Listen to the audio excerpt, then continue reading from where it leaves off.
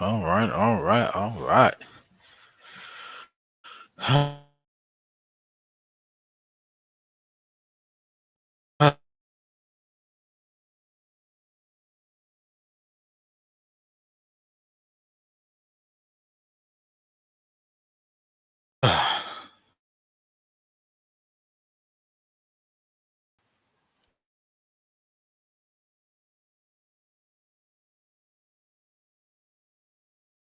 We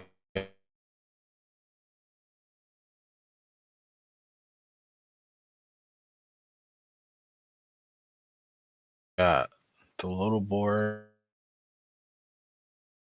up.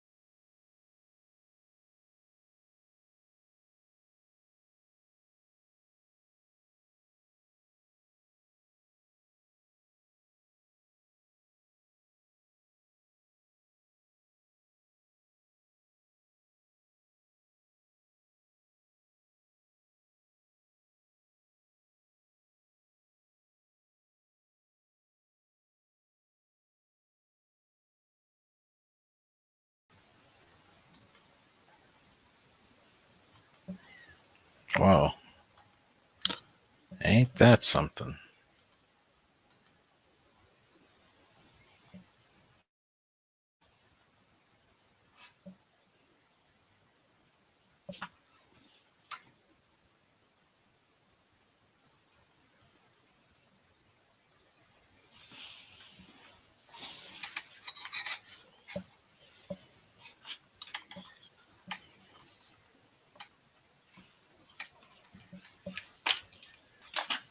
Okay, we got 5 more drafts left. Now that we're back and everybody can hear me, or I can hear me for later, that is.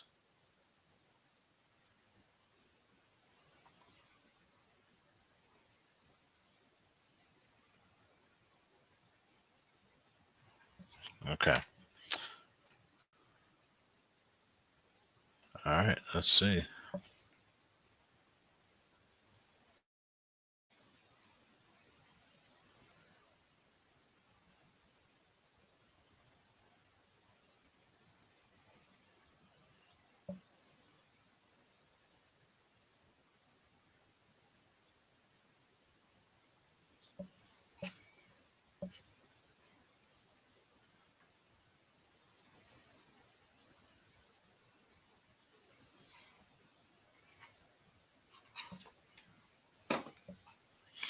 The 101, huh? Good old 101.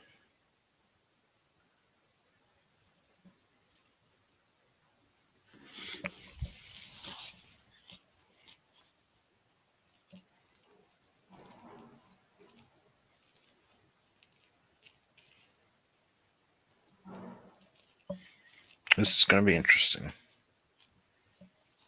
Do we do something crazy? I think we go crazy.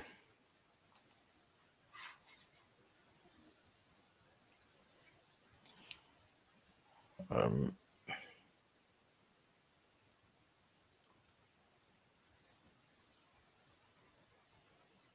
I can't see myself going crazy. You gotta just get Jamar Chase. Like, why am I? Yeah, no reason to go crazy. It's Jamar Chase.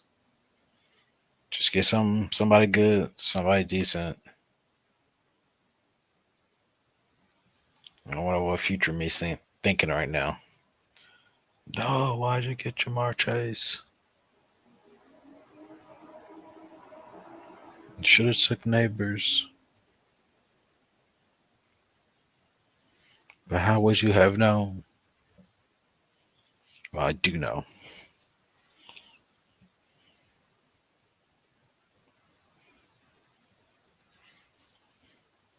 Man, I'm excited to see what Neighbors looks like this year. Healthy Neighbors.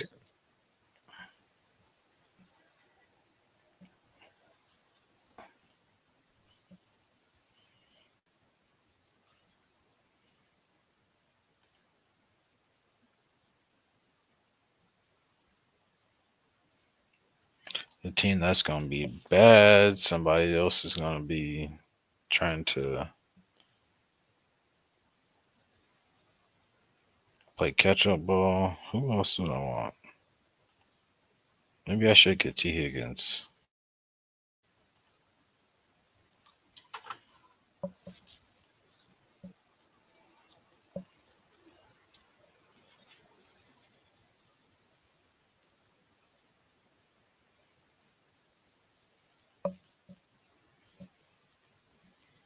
Standard draft. Well, for the most part.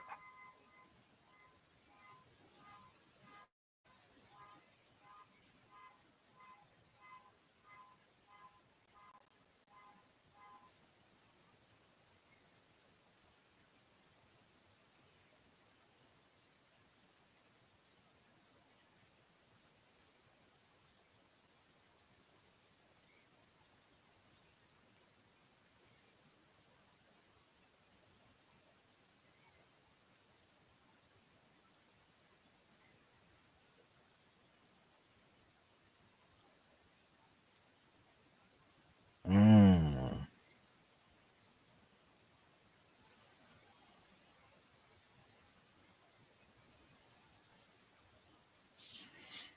okay. I know what we're doing here. And it's not T. Higgins.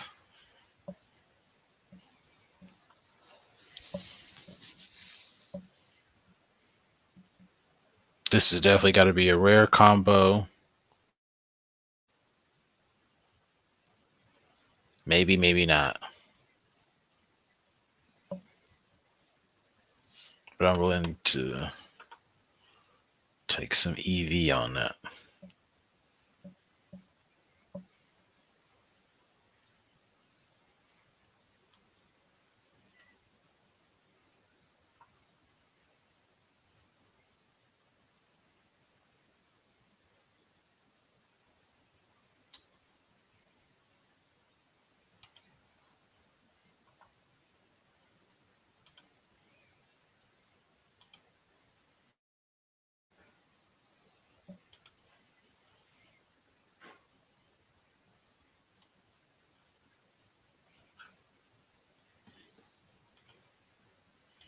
Yep. I'm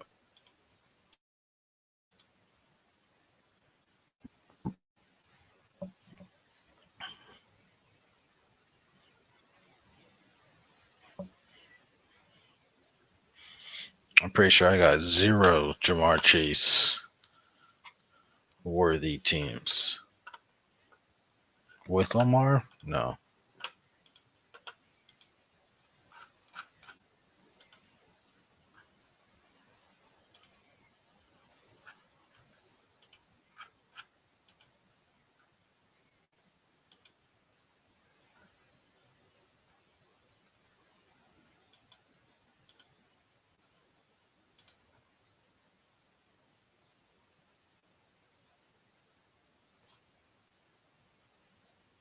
Yeah, even then he wasn't.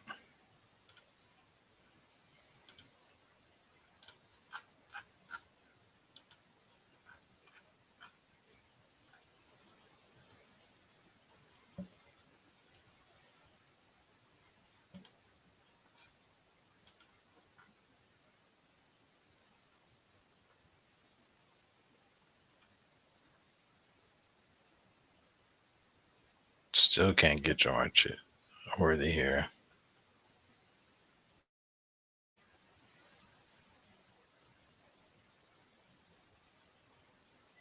Could you imagine worthy there? Would have been crazy nasty. Man, this team kind of nasty.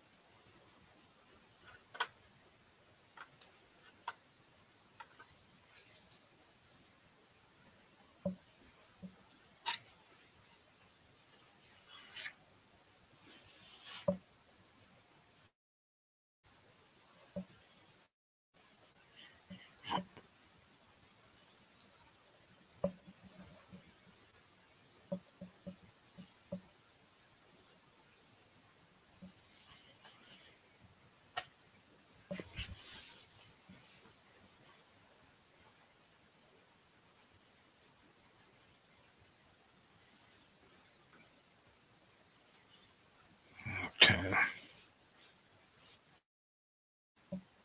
I like the way the board looks so far. Chase, Devontae Smith, Marvin, Kyron.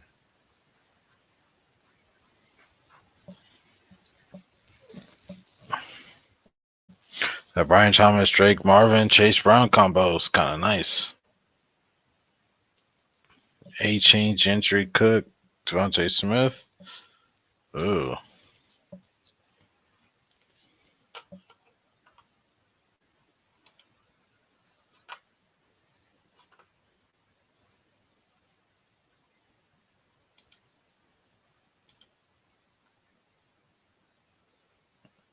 Well, I might even do like a double tap right here.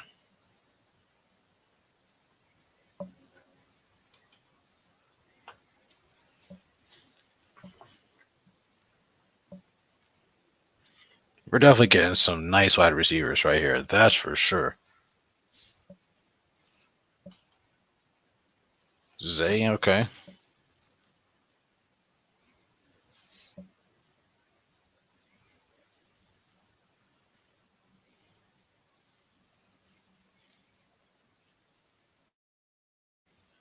We're almost gone. Okay.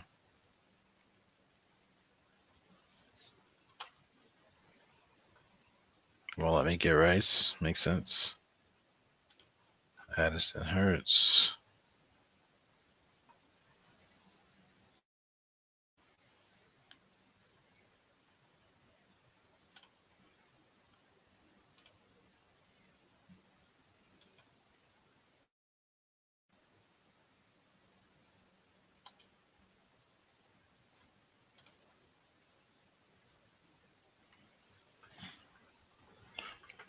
Chase, Worthy, DK, Olave with Lamar. Ooh, it's quite dangerous if I don't say so myself.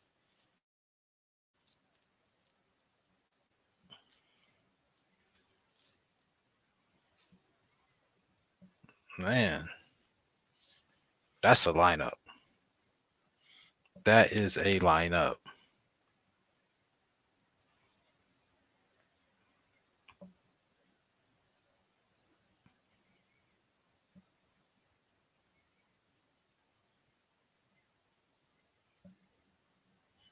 So everybody got a running back except for one,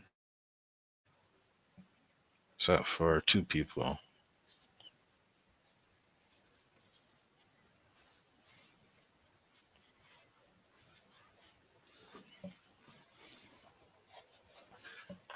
So I said we still got to start three wide receivers. So I got all three. And I got a flex.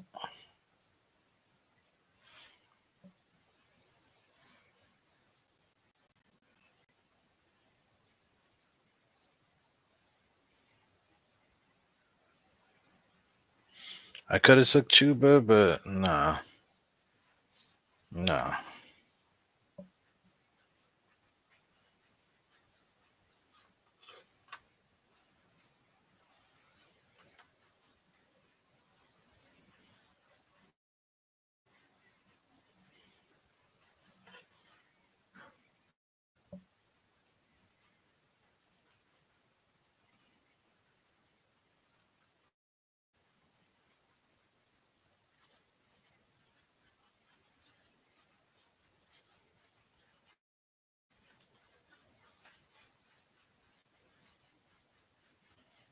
I mean, I'll take any of these guys.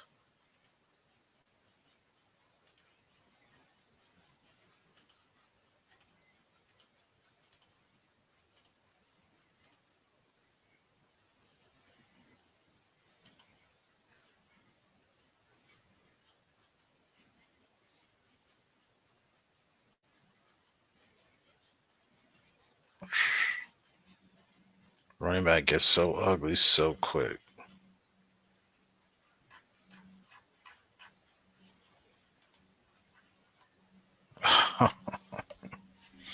There's no way both those running backs make it. Or two running backs.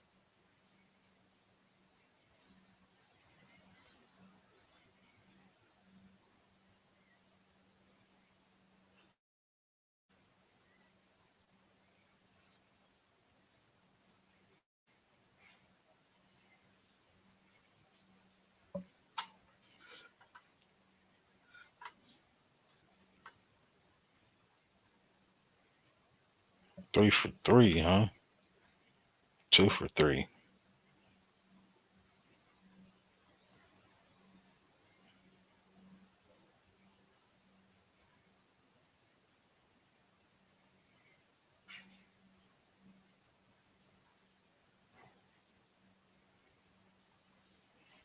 I mean, you can't just feel comfortable at wide receiver, can you?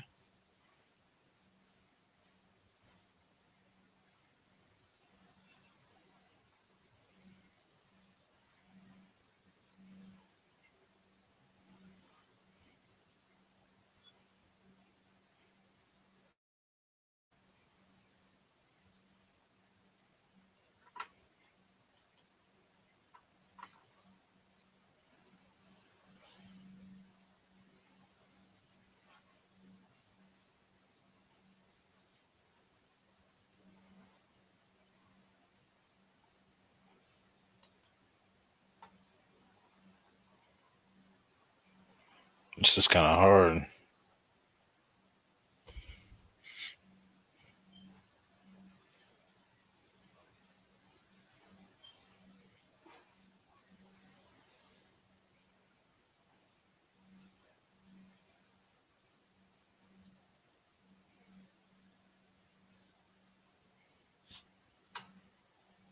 Yeah, I knew he wasn't gonna make it because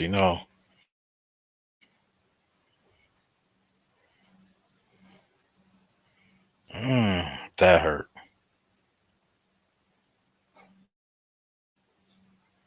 That hurt.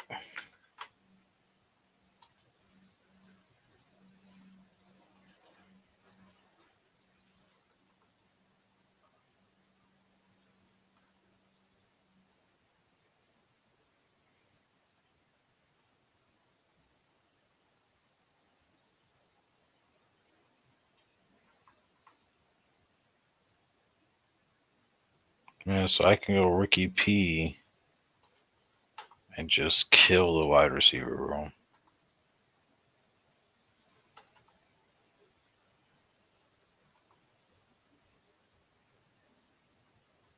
But when it comes to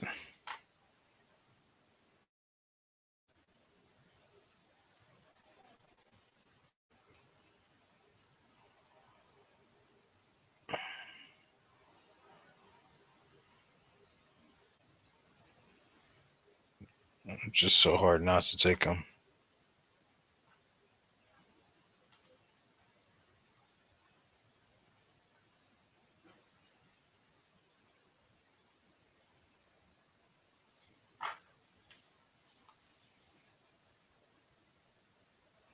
So yeah, this is where we're just gonna have to pray some of the rookie running backs hit. Cause man, this is not what I was looking to do.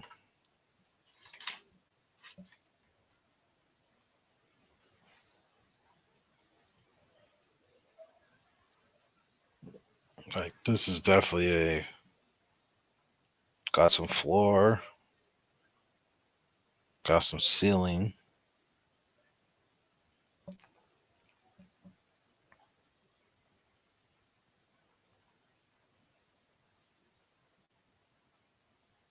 Yeah, it's irresponsible of me to be the only person without a running back.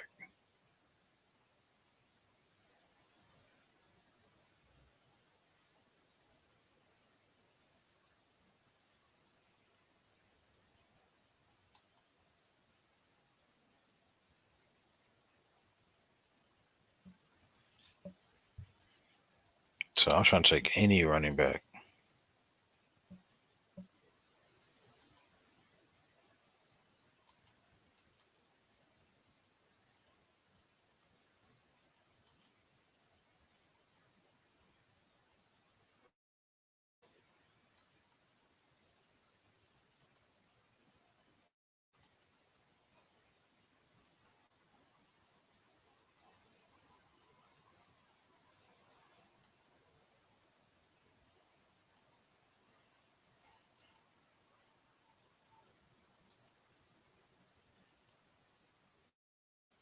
I need everybody.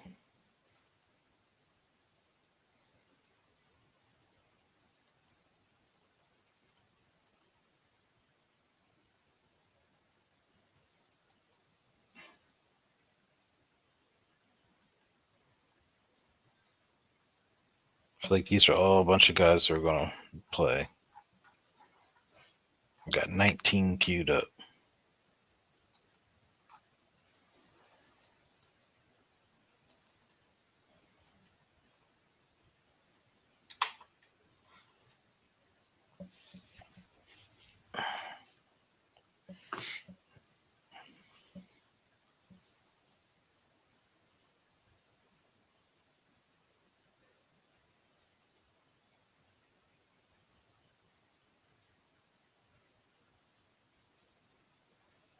Kyler Murray, Jared Goff, Baker Mayfield.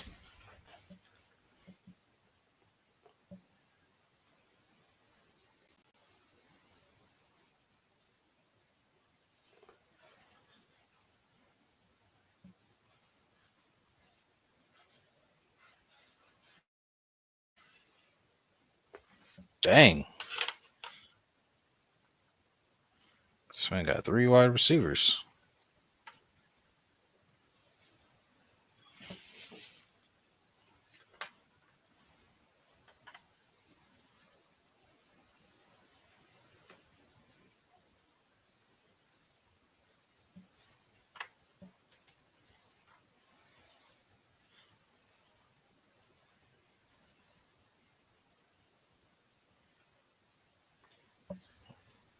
Got Matthew Golden, Rashida Ali, Daryl Mooney.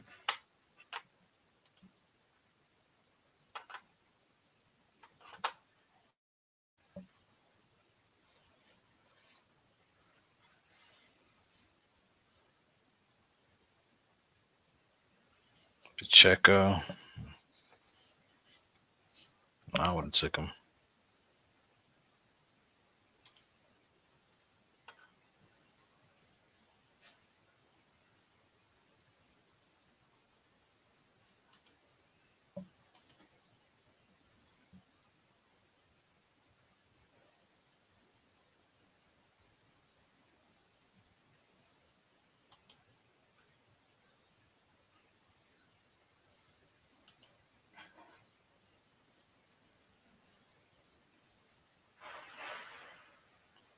It's like, what's the point of making a list if you're not going to stick to it?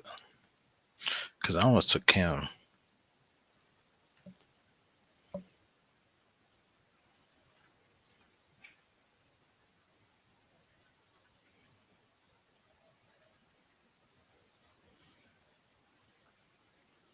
But I needed at least 2 starting running backs. Got that job security. Now let's wait for eternity for our next pick.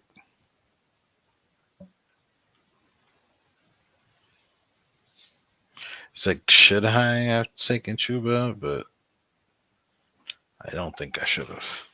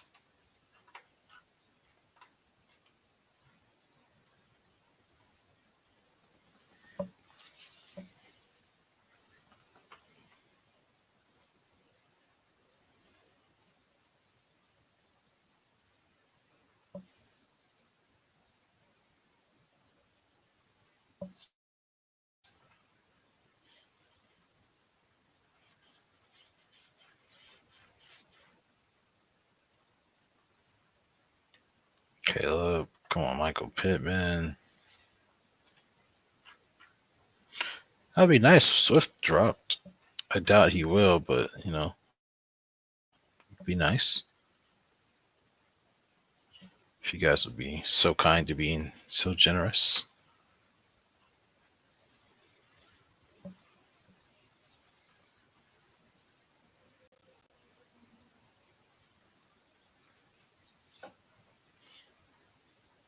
So I got a naked Burrow.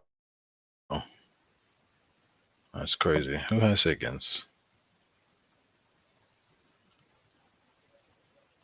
Why do you take Jalen Hurts over Joe Burrow?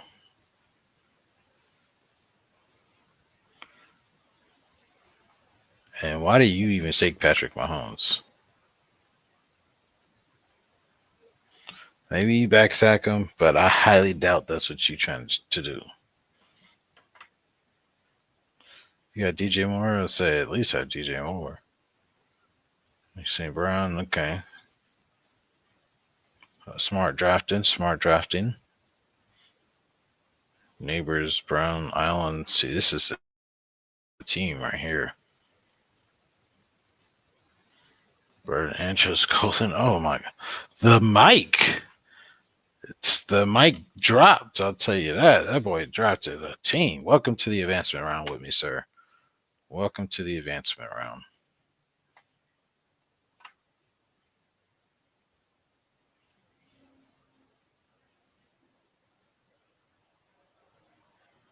Let's see. Just who got Jaden?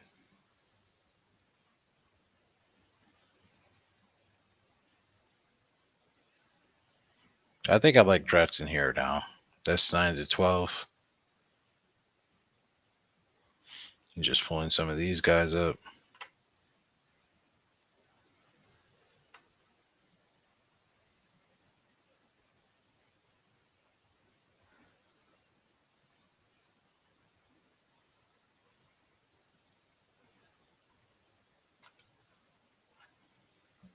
I still have a shot at Cam Scatterboo.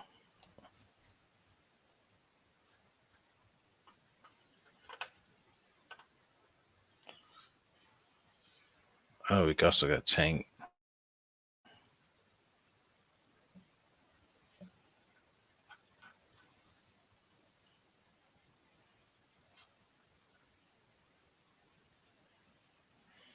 Ain't that something?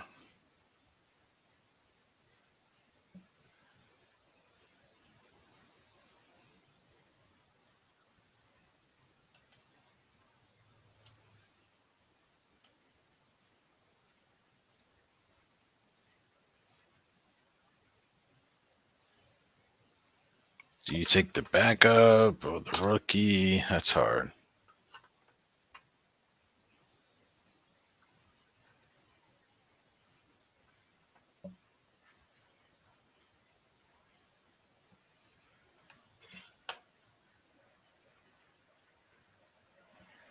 Backup or the rookie?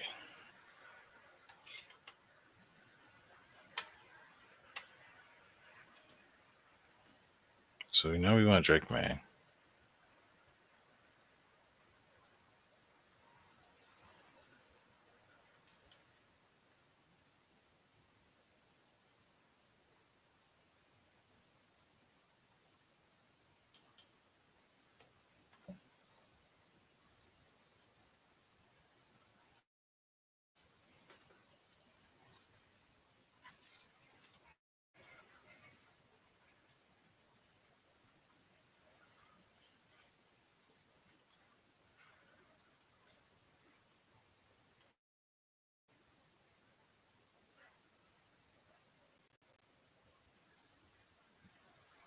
Oh, I got Bateman and Mims over here. Smith, Judy, Shakir, Bateman, Mims. Not bad. Not bad.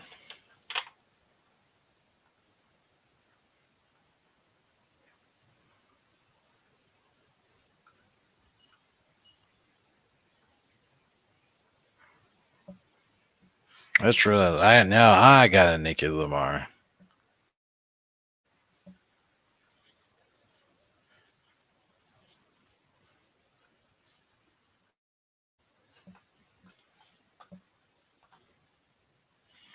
We'll get him on here because I doubt we get Likely.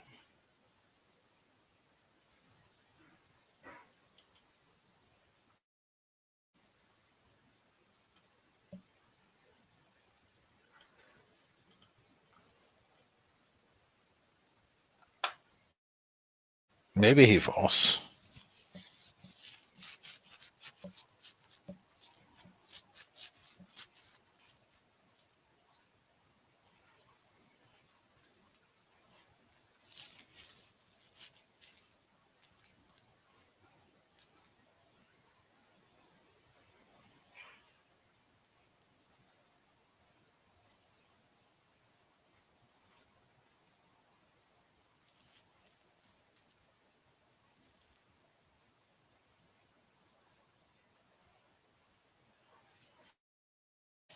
I like the Michael Penix pick here.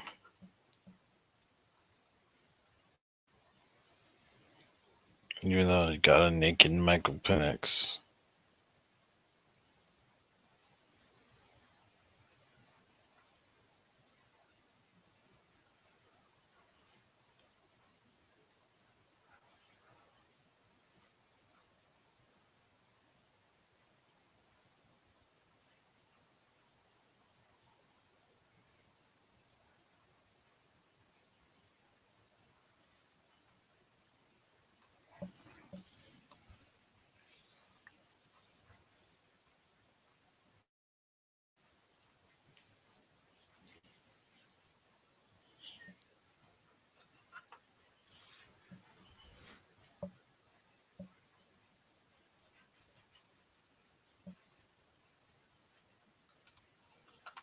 Okay, maybe he does. Maybe he finds his way home.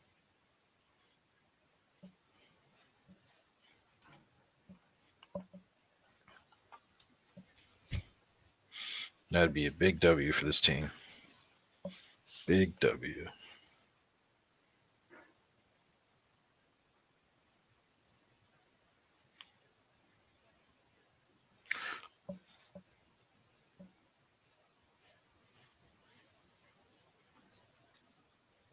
Why did he take JJ McCarthy? Hawkinson, that's right.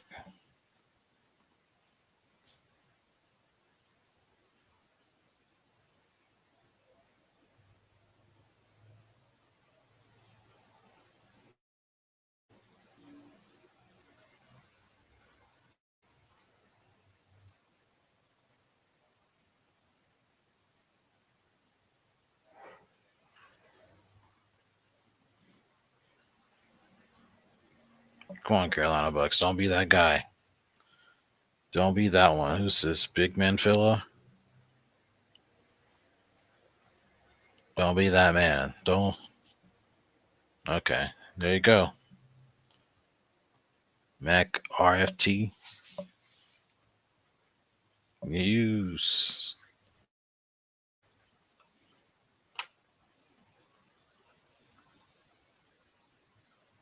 A snotty nose.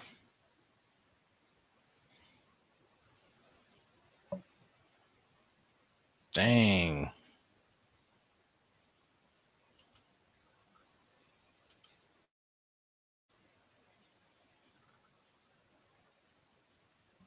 Dallas, huh?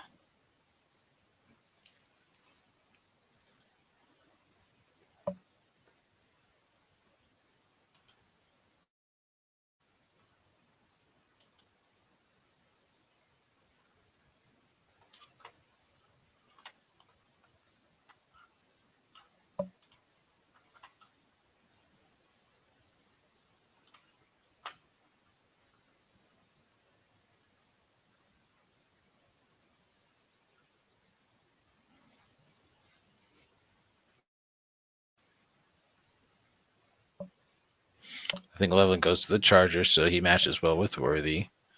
Pitts goes well with McMillan and Olave.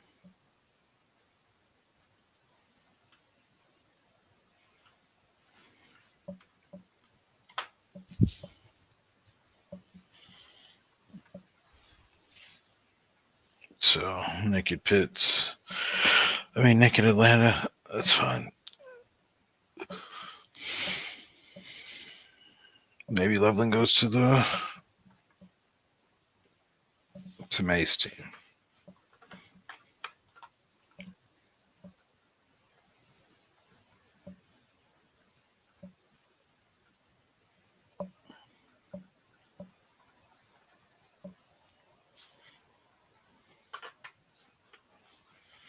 Man, I need running back so bad.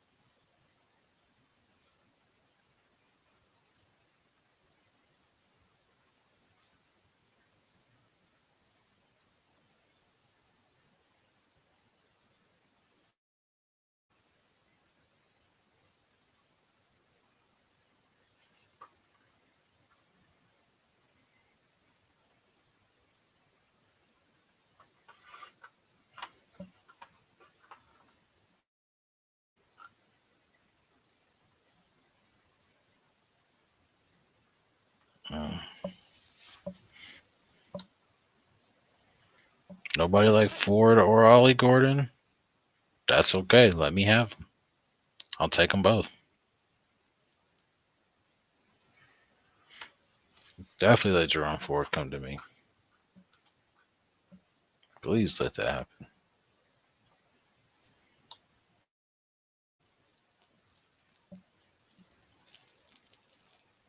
Come on, the mic, don't do it.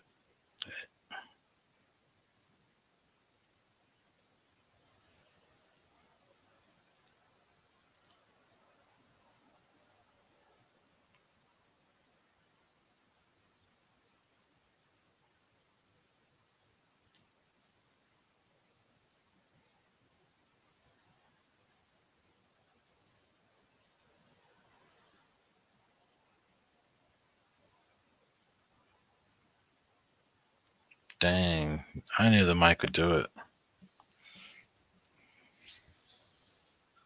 I know you would. And I think is it Big Man or Mac? One of them two is going to take Ollie.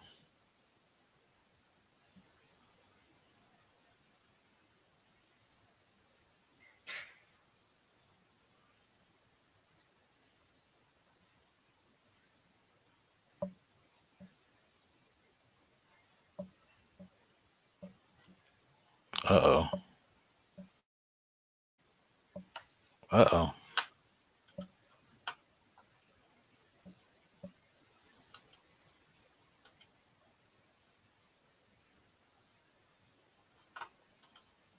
There's no way I don't take Jake. All right.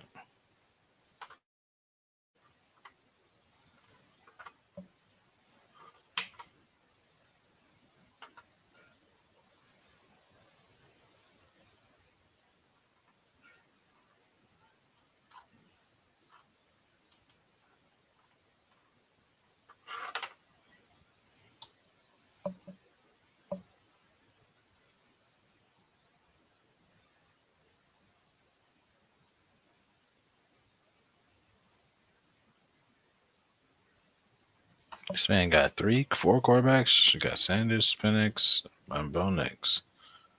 Oh.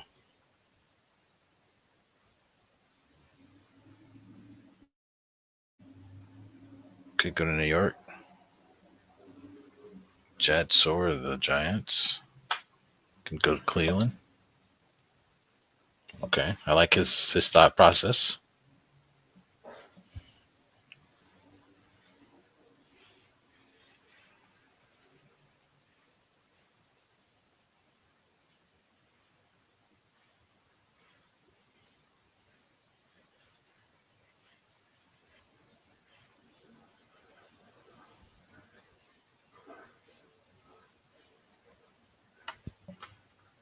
What else we got?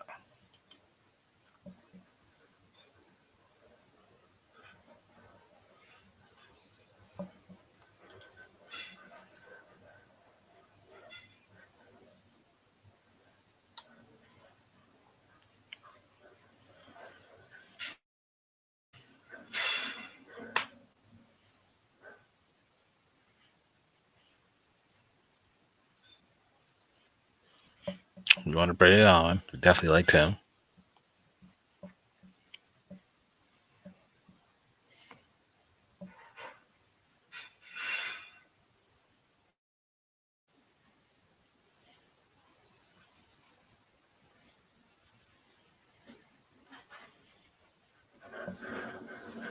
Harold Finnan.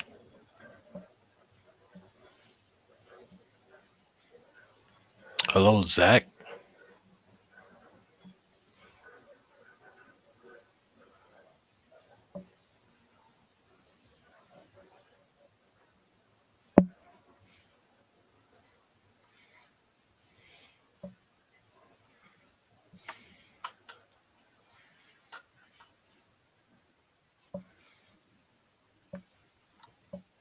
So you got RJ Harvey.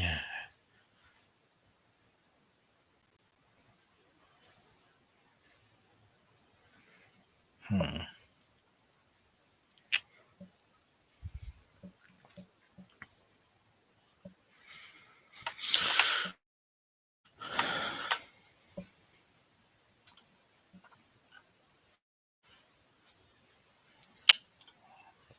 We like Royals. Mm.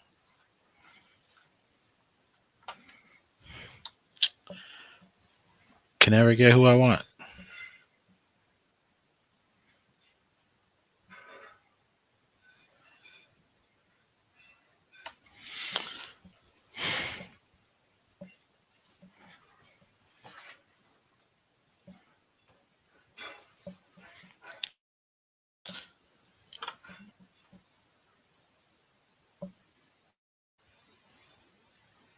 Toronto Williams. Let's see. Roshan.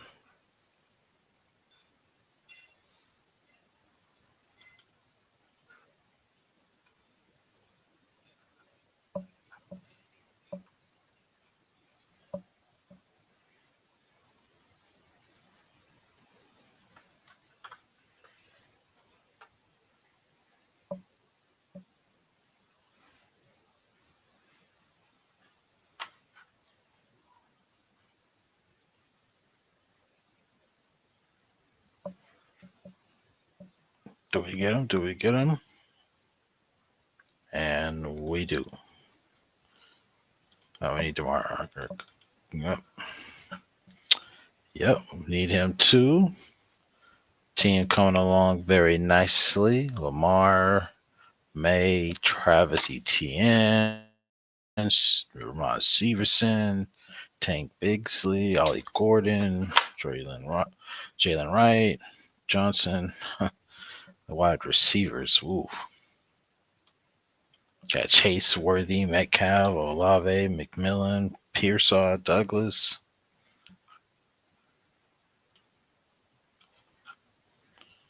Got straight dogs on the team.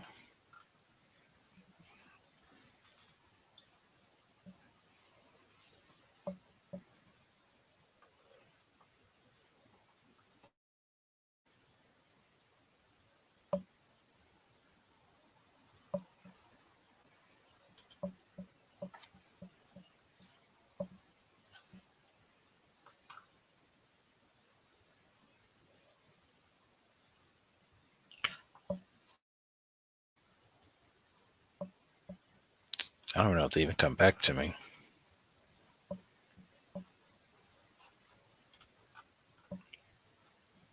Oh yeah, Leveland Pitts is tight end.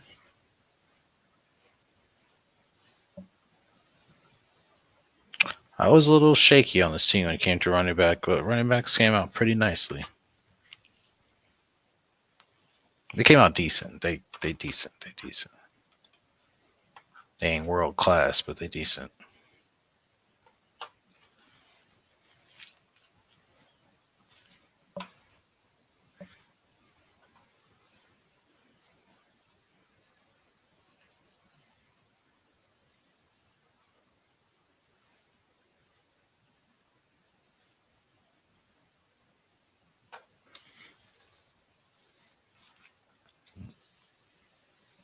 Oh man.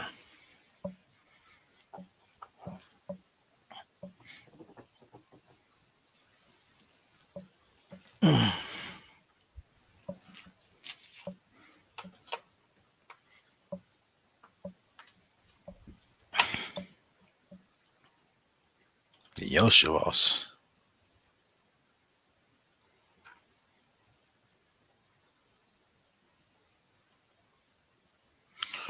There's Lloyd.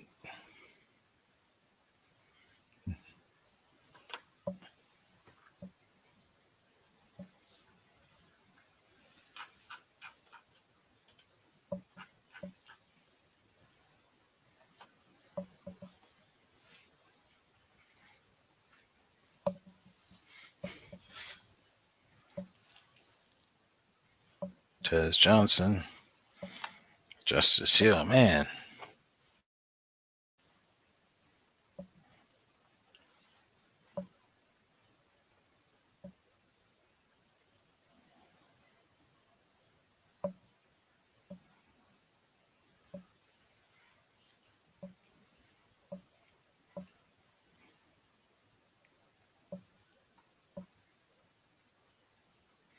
Malik Washington. Yeah, I got enough bags of him.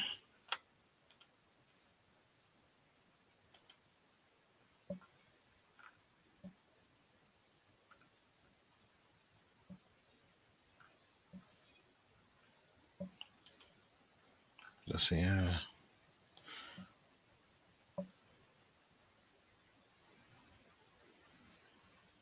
This is a good team. Got Jaden Penix, Henry Montgomery. Yeah, this was definitely a good team. Yeah, I got too much. No, I don't think I started getting them.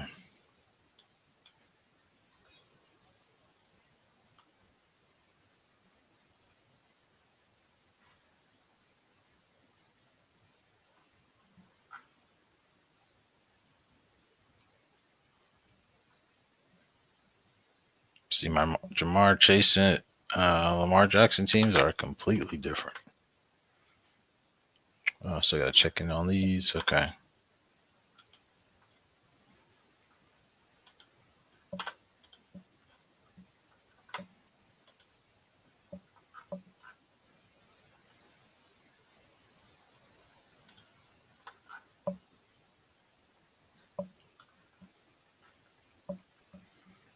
Honestly, I could still use some more running backs.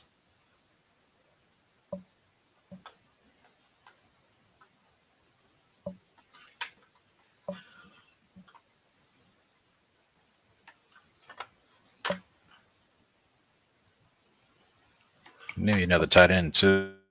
Oh, Juwan Johnson goes good with this team.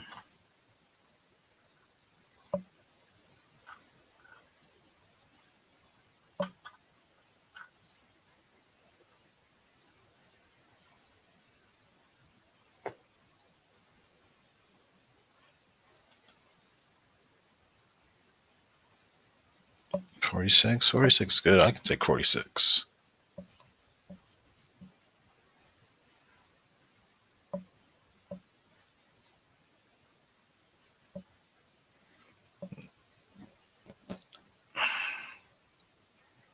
How do you know?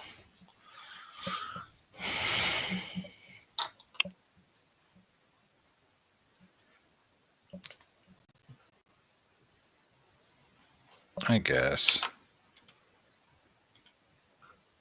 I think Derek Carr was already taken though.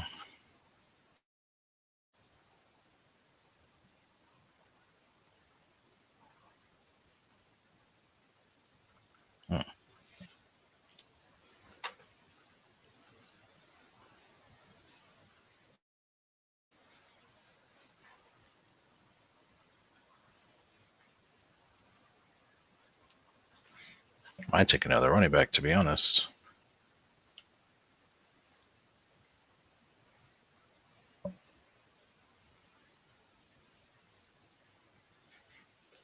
Yeah, 1, 2, 3, 4, 5, 6 different running backs, or 6 different teams.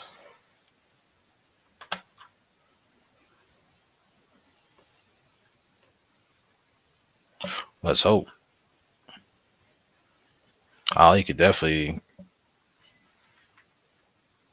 end up in. I could see him in Miami. Definitely see him going.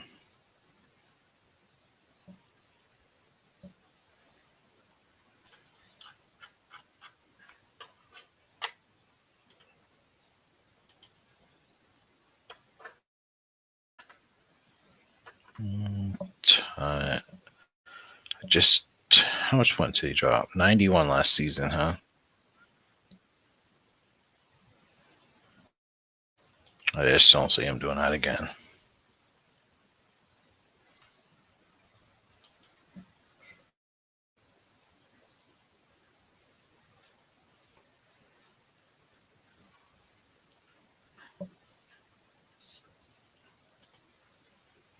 Let's get some Miles Sanders in there. Or are we overthinking it a little bit? 55 carries last year.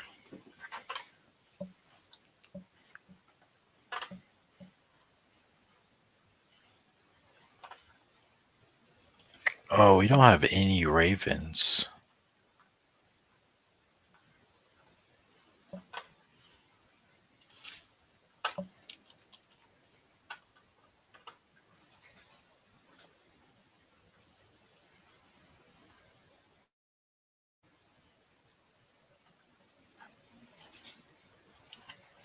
You know the team nice when they take everybody.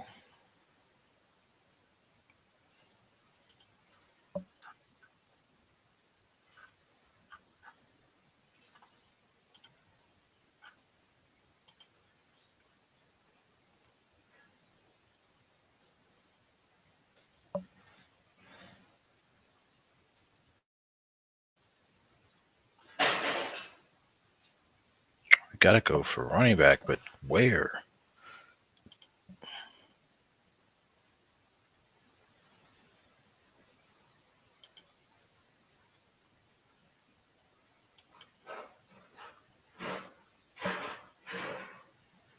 That's a tough one.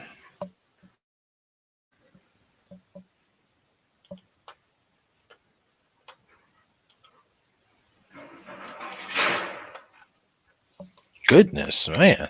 That noise.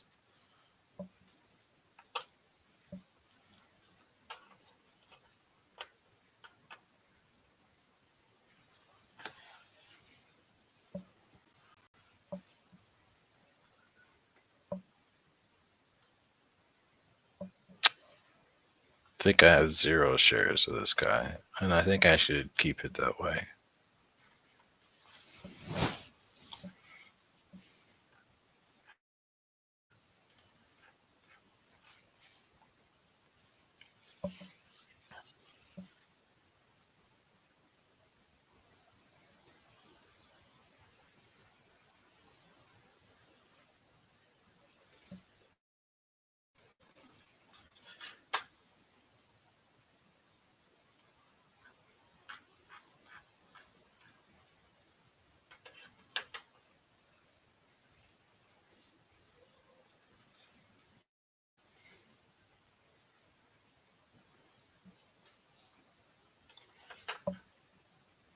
Miles Sanders, I think we're just going to have to take you, buddy.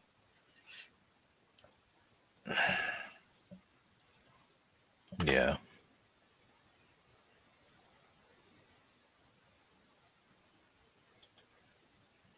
Actually, I'm okay with this.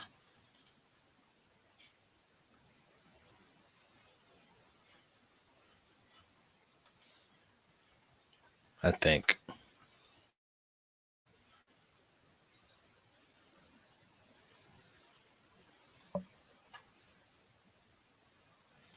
Actually, I decided no, I'm not. I am not okay.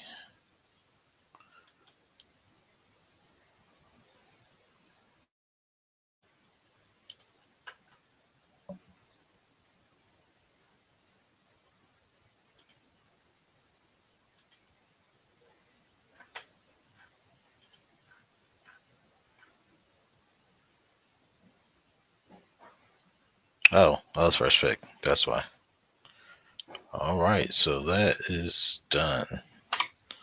Let me name this draft.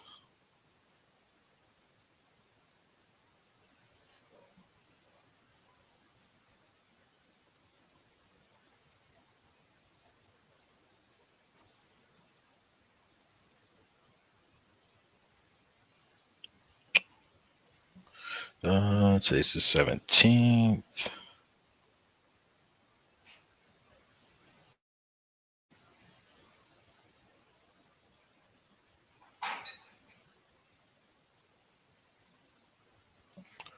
Okay, so we got that in.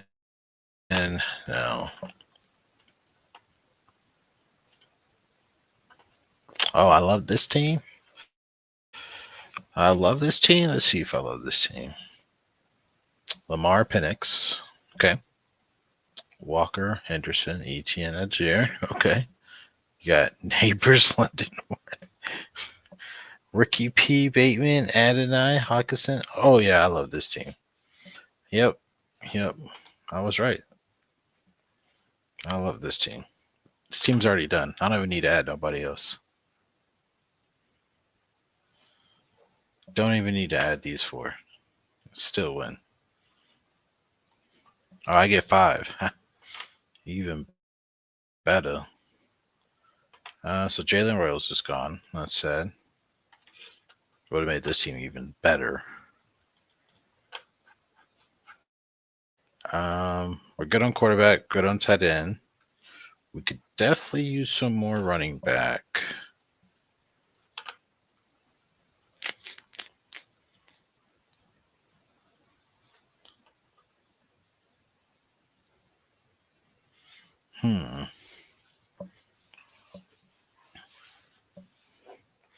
This one's tough because we could go RJ Harvey or DJ Giddens. We have enough Roshan.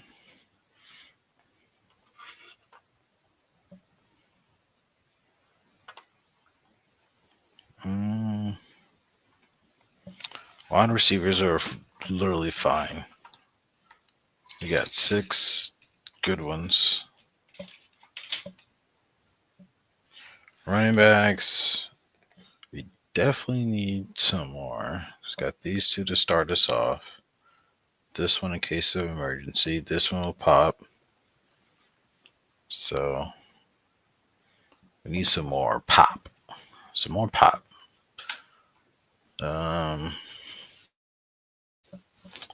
RJ Harvey, DJ Giddens, Keandre Miller, Justice Hill.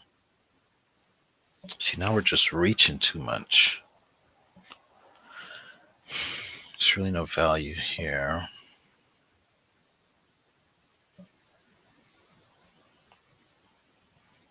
So I think we got to go one of these 2.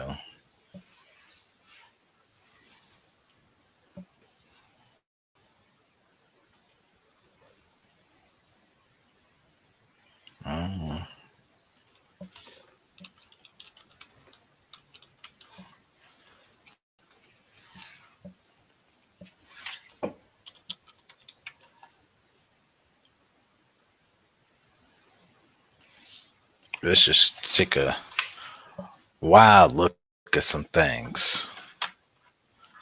I don't know what this is.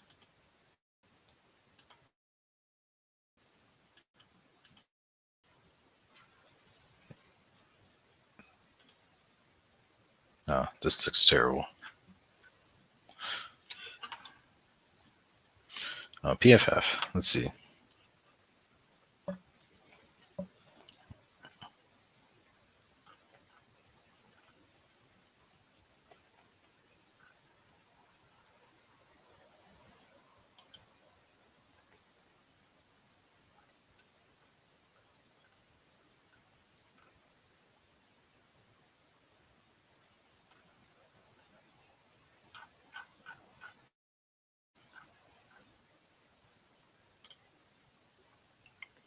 Don't want to see that either.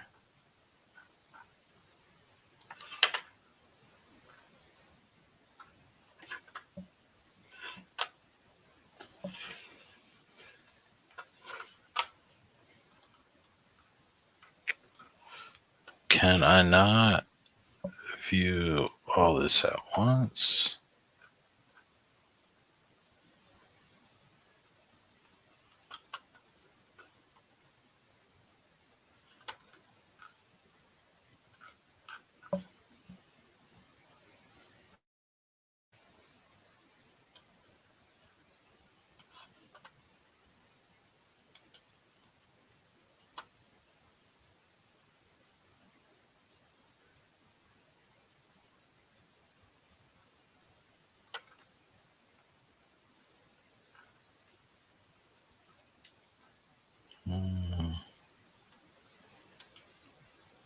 I think this is what I'm looking for.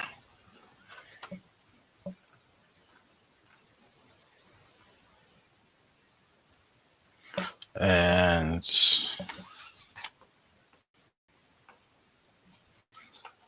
who was it?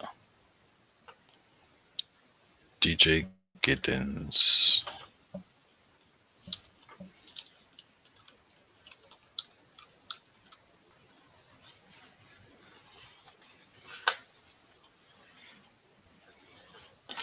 $107th, okay.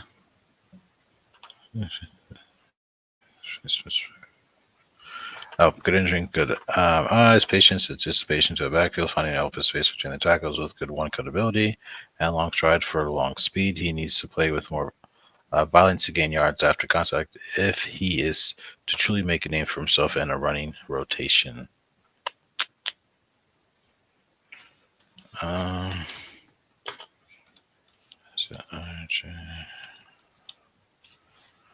Harvey ranks above him. Okay.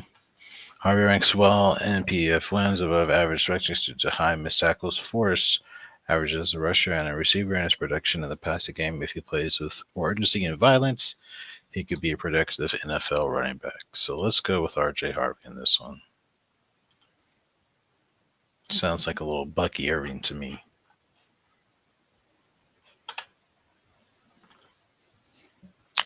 And I don't even think we have that much. 2%. So we definitely use a lot more. Him. 15. Okay. So we definitely like RJ more.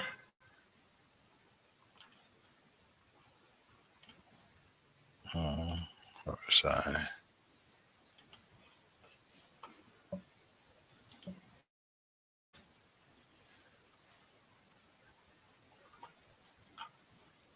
Oh, wow. Literally took every single person I wanted. I would have settled for any one of these guys.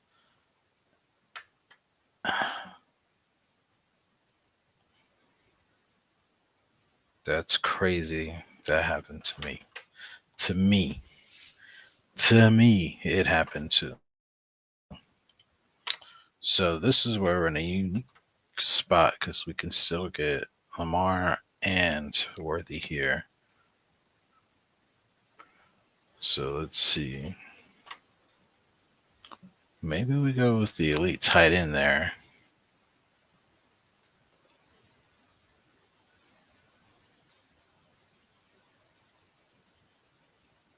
Maybe McLaurin, just in case. For Jaden Daniels. That's a tough one. That's a tough one.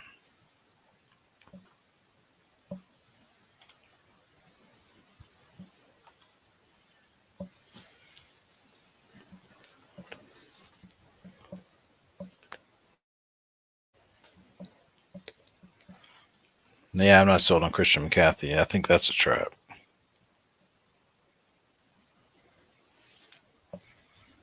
And I actually went 0% Christian McCaffrey. So next person would probably be Brock Bowers. Let me take a look at something else.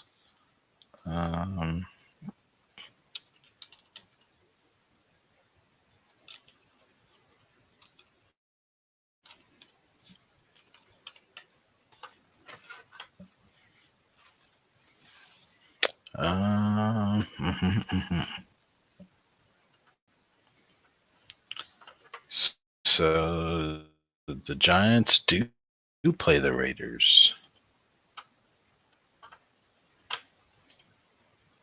So that can actually go pretty good.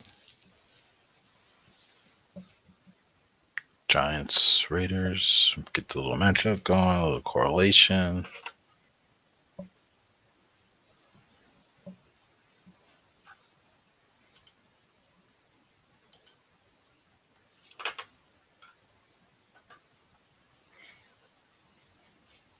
Yeah, that's good. That's good.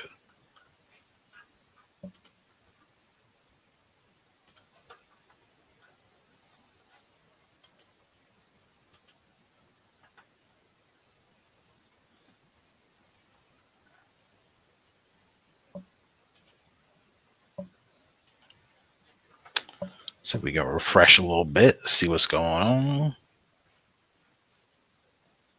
35, okay. 40 teams in. I only got 4 more little boards until we're maxed. Man. Lamar back at 62%. Drake May at 20%. Love to see it. Love to see it.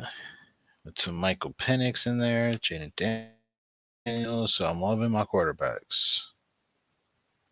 And sprinkled in everybody else. Except for Jordan Love. Ollie Gordon. Trayvon Henderson. Love it. 30% ETN. Okay. Slow your roll. Don't need that much. Keaton, 30%, which is slow your roll, buddy. Devin Neal, Edwards, like too much. But we can't get nobody else. Can't even get Derrick Henry, which is crazy. Ramondre, 12%. Okay. Kenneth Walker definitely needs that to go up. That needs to be 30%.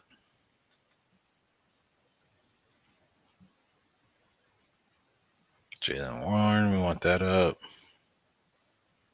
Okay, 10% Breeze. Cook. Definitely think I should have more than 5%. Barkley. Yeah, we're going to Barkley. Ashton Gentry. Only 2 shares.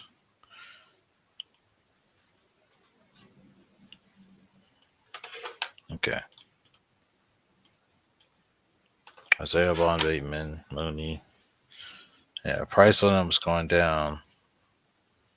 Jalen Royals is going up. Olave. Okay, Luther Burden. 20% neighbors feels good. That feels good. Rookie P, 20%. Love to see it. Love to see it. Worthy, 17%. Okay, getting better. That should be definitely a lot more coming soon. Look at Nico, Puka, yep. Jamar Chase at 12, yep. JMO. We need more JMO. But it's hard to get JMO and Worthy.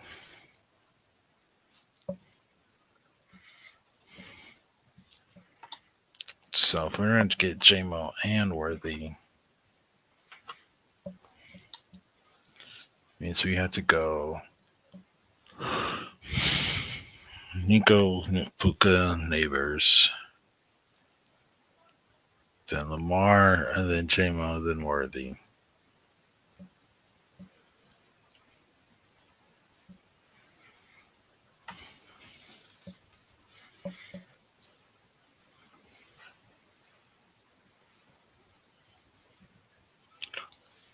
Yeah.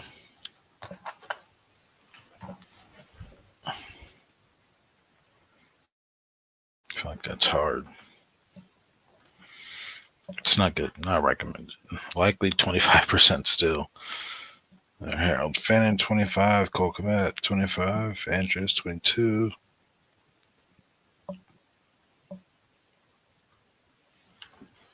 We don't have no Joker, do we?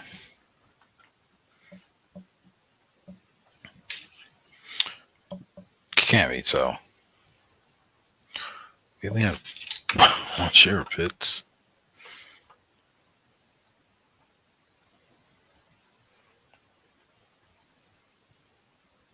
Travis Kelsey, okay. Brock Bowers, 10%. So it's a good thing we took him on the last one.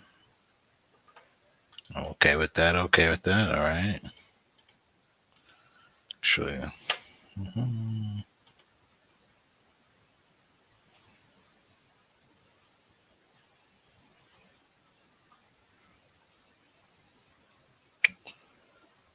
feeling kind of spicy. Maybe we should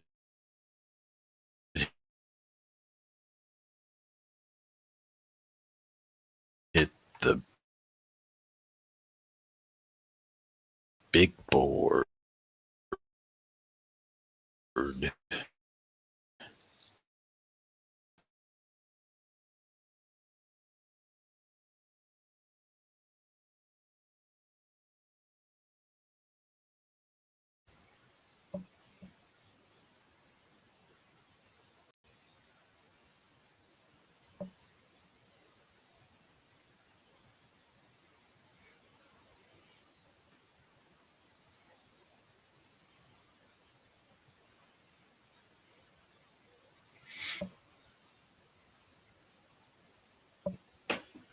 Okay.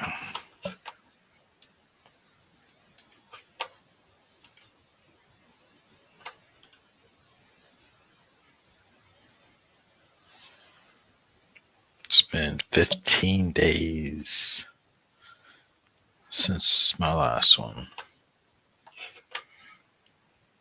Let me do my Lamar Penix, Taylor Walker, Neal. And this seems cool. It's alright. It's definitely okay. See, draft with PPR. Tyler. I wonder if he's about to get on. Maybe we should draft. Maybe that's what we should be doing. Let's see if we can draft against him.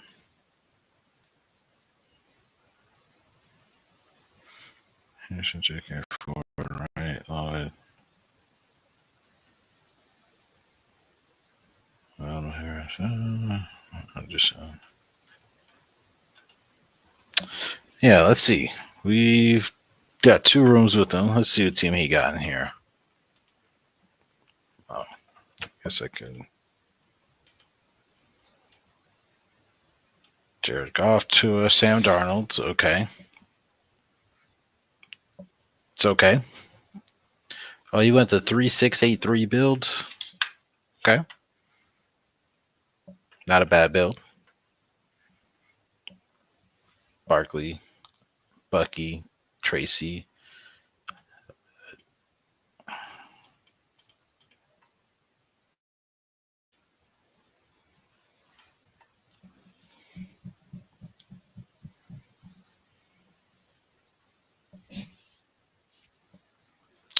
That's what we putting out here. Samson Martinez and Trevor Etienne. It can't be what we was thinking, right? With Tyon Tracy, it's a little sus. It's a little sus. But you do got Bucky, and Saquon. So if I had to rate this, I'd give this a B. Just because you got these two, it's a B minus, C plus, depending on how. I was a teacher, depending on how I felt that day. Then you got Tyreek, Jamo Flowers, Mooney, Coleman, Hunter, Restrepo, and Robinson. Let me think about this. So you got Tyreek, who ain't gonna be as good as he used to be. So, Jamo, okay. Flowers, I like. Mooney, I like. Coleman, no. Hunter, We'll see. For stripper. I don't know about him. Robinson, okay. You got Hawkinson, Taysom Hill, okay. Okay. This man went crazy. Taysom Hill and Arroyo.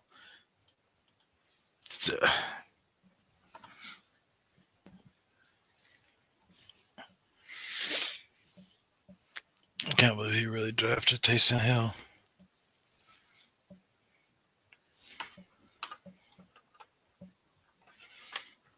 This team is a C plus, C minus. This team is almost failing.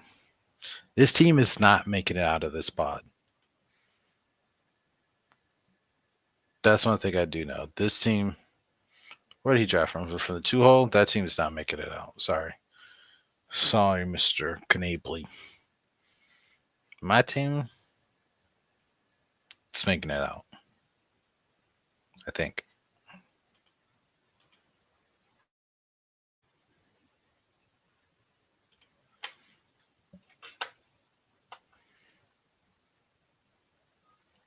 We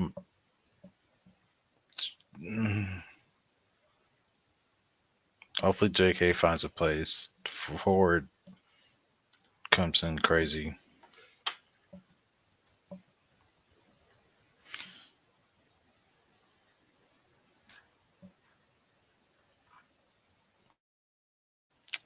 I don't think this team makes it out either.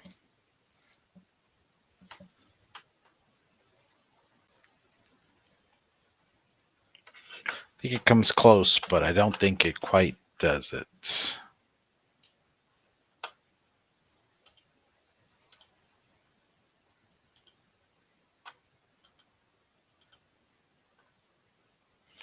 Was it this one? Ooh, hold on now. Hold on now.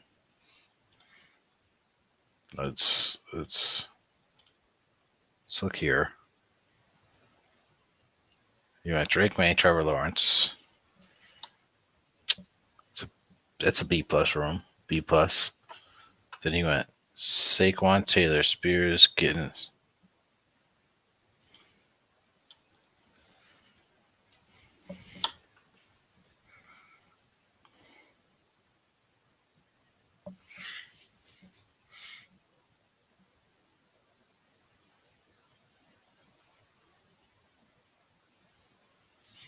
Why are we going with Damian Martinez?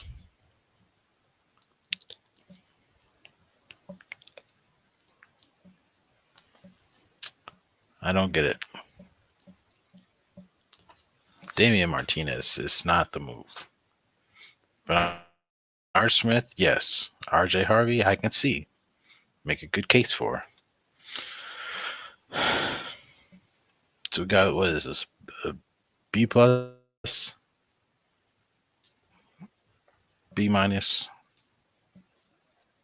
Then we got Higgins, Smith, Odumze, Ibuka, Jennings, Harris, Tillman, Douglas.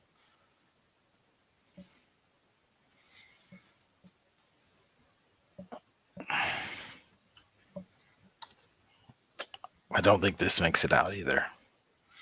Joku on. I don't think it makes it out. But let's see if we do either. Lamar Dart. Okay. Okay. Oh, okay. We got Henry, Henderson, Woody, Ollie. Okay, so I don't know why we took this guy. That should have never happened. This could be something. Donovan Edwards to the Chargers.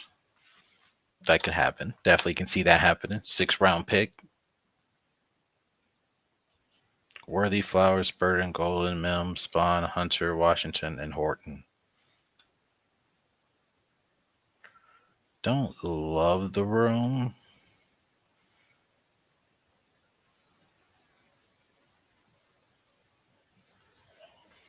Maybe Bond goes crazy.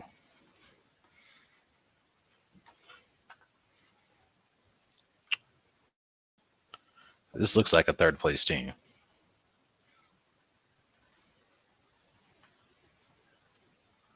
But lucky for me, that's all we need. Third place.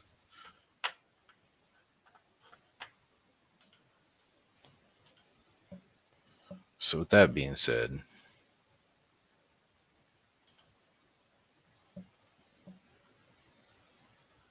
not a good team. So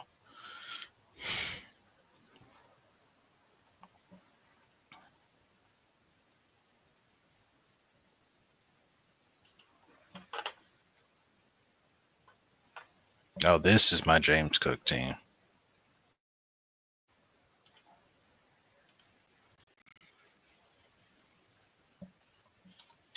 We'll just do this here.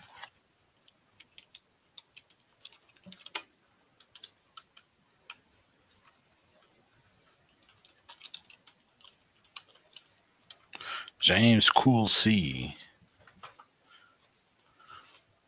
What?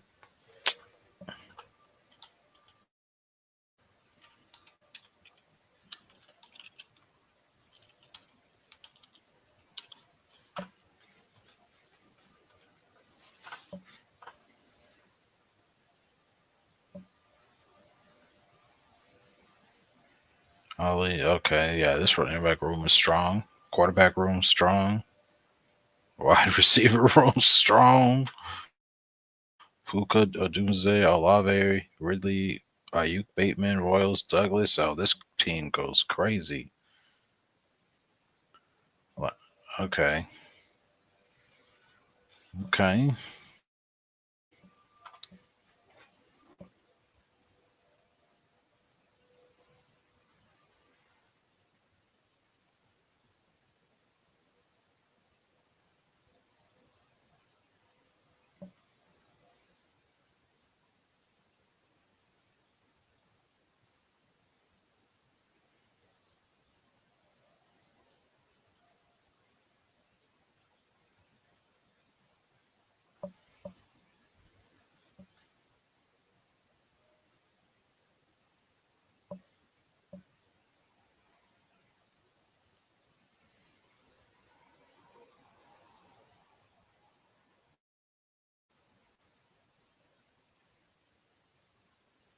I'm just looking at something real quick.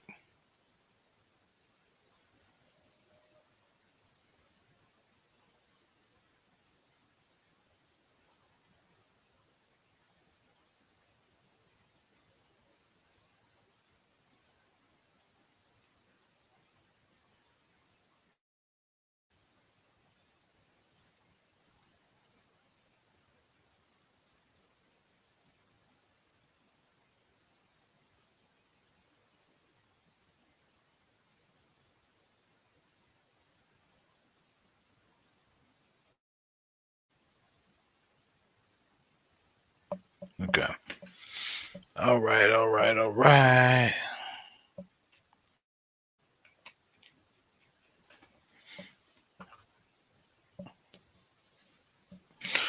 Gotta get a good stretch in.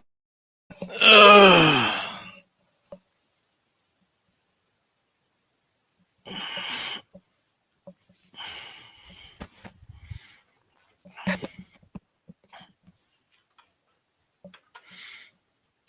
Okay, so now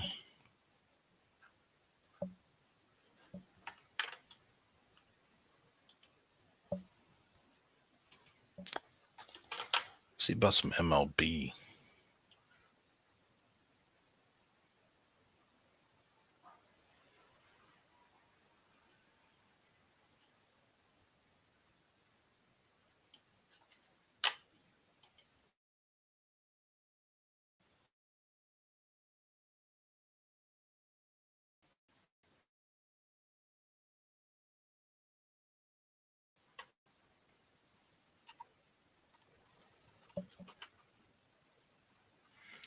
See, 4,500 for 20K. Let you know it's gonna be a small for 5K to first. Yeah, here 100K to first. Got me interested.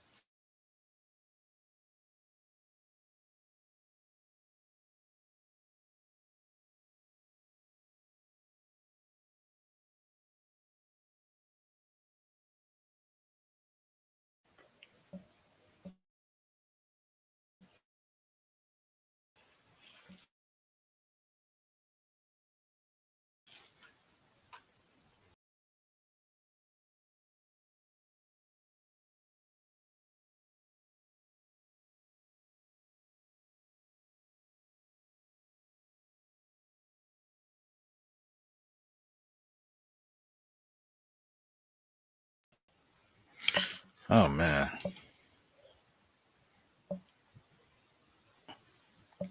this keeps doing that.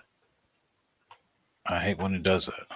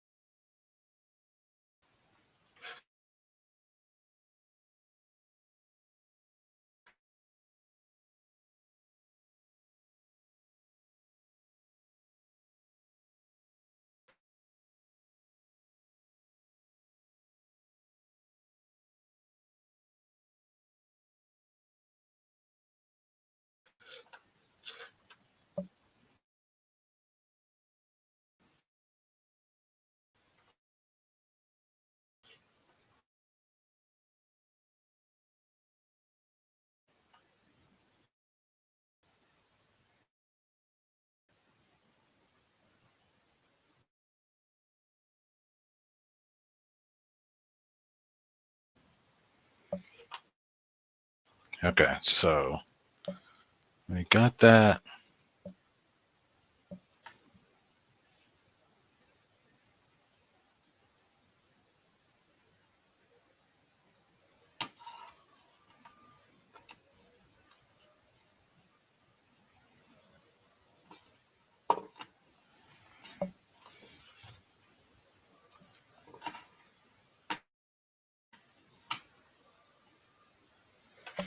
Okay, let me look at something else real quick.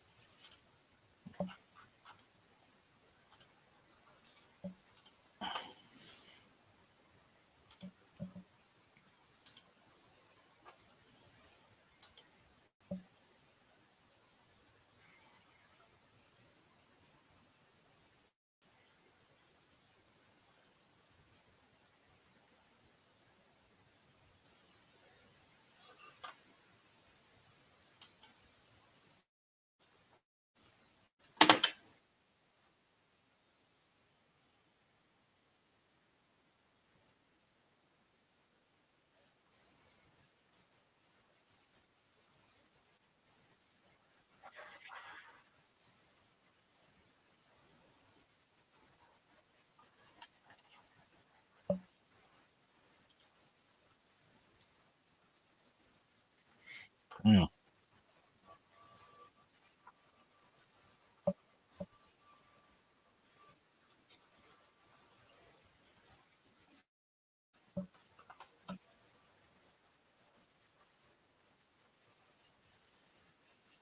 I'm trying to see how I can get this to share.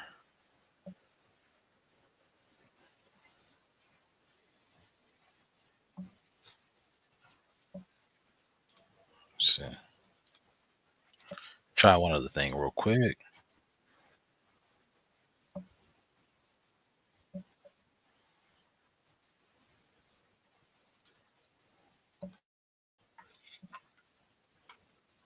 Josh Oliver caught one. I know for a fact he Right. caught one. Yeah. I'm gonna go with Hawk. Let's go Hawk. Okay, there we Yes, go. Hawk. There we go. Oh, this is gonna be dirty down here. Absolutely We're getting dirty. real gross. This is gonna be okay. What about okay, let's go Jawan Johnson. Okay, it's not Jawan Johnson. Not You think it's Jawan. Olave? Because he barely played. I just don't remember if he caught a touchdown. Okay, whatever. Let's go. What about Rams? Whittington? Or at one of those tight ends like Dennis Kobe Allen. So I will say, for me, none of this stuff. I barely know any of this stuff. But at the same time, none of this stuff is gonna win me anything for best ball. So it don't matter. Colby Parkinson did catch one. I don't think Dennis Allen got to 98. It's just like that's got to be. You know what? That's Odell. That's got to be Odell. Dude, oh my God. Really? Taysom? All right, so we're going to go ahead and let them finish their thing. And I have to figure out how to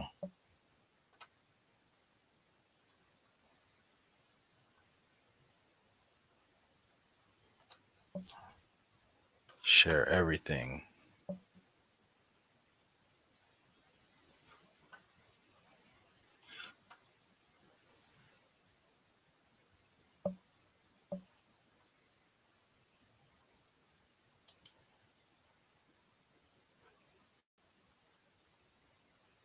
Your year overall on Underdog last year. Yeah, it wasn't terrible. I didn't end up maxing.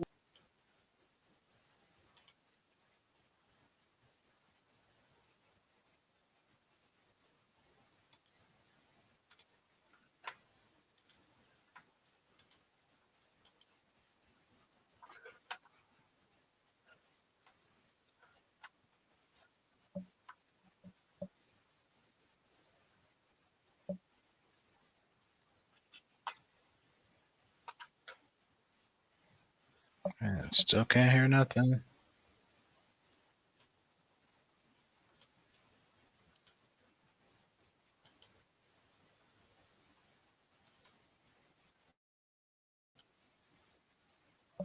For the thrill of potentially winning, what, $2 million this year? I do it because I'm a junkie, and the money is a bonus at the end of it.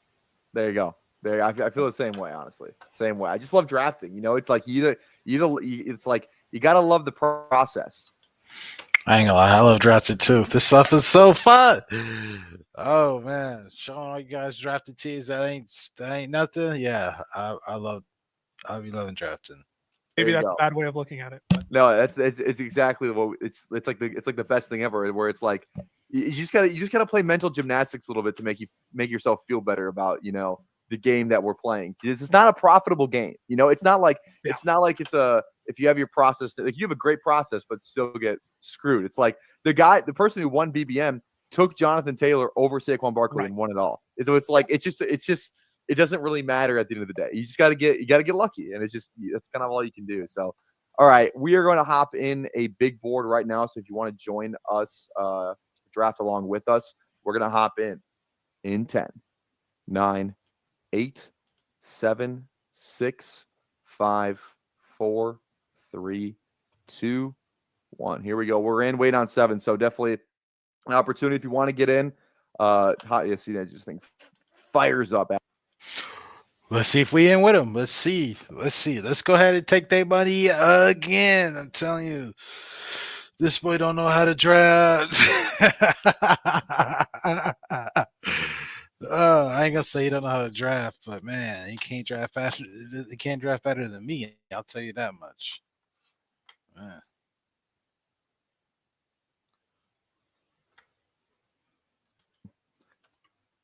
All right. New update just came out yesterday for bestballover.com. So again, guys, if you want to go grab this, see your exposures on the screen. The new update too, you can see how much money you have spent on players. You can filter it by contest as well, which is awesome too.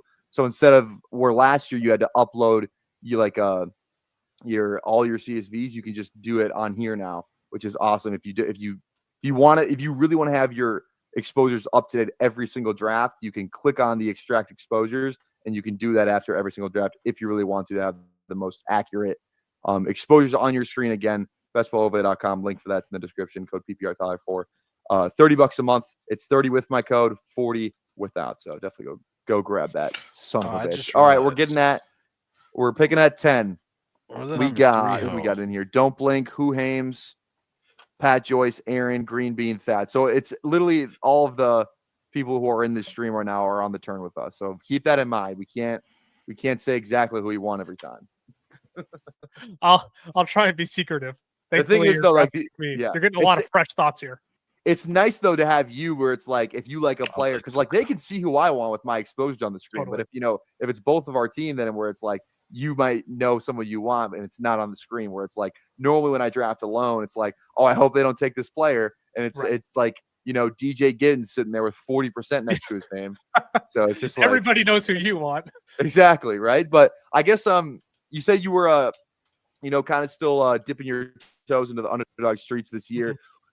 Early thoughts, like I would say just like rookie wise, like are there any rookies that you're higher on the consensus, or maybe in the drafts that you have done, any guys you're higher on ADP where ADP has them? Any guys like that for you?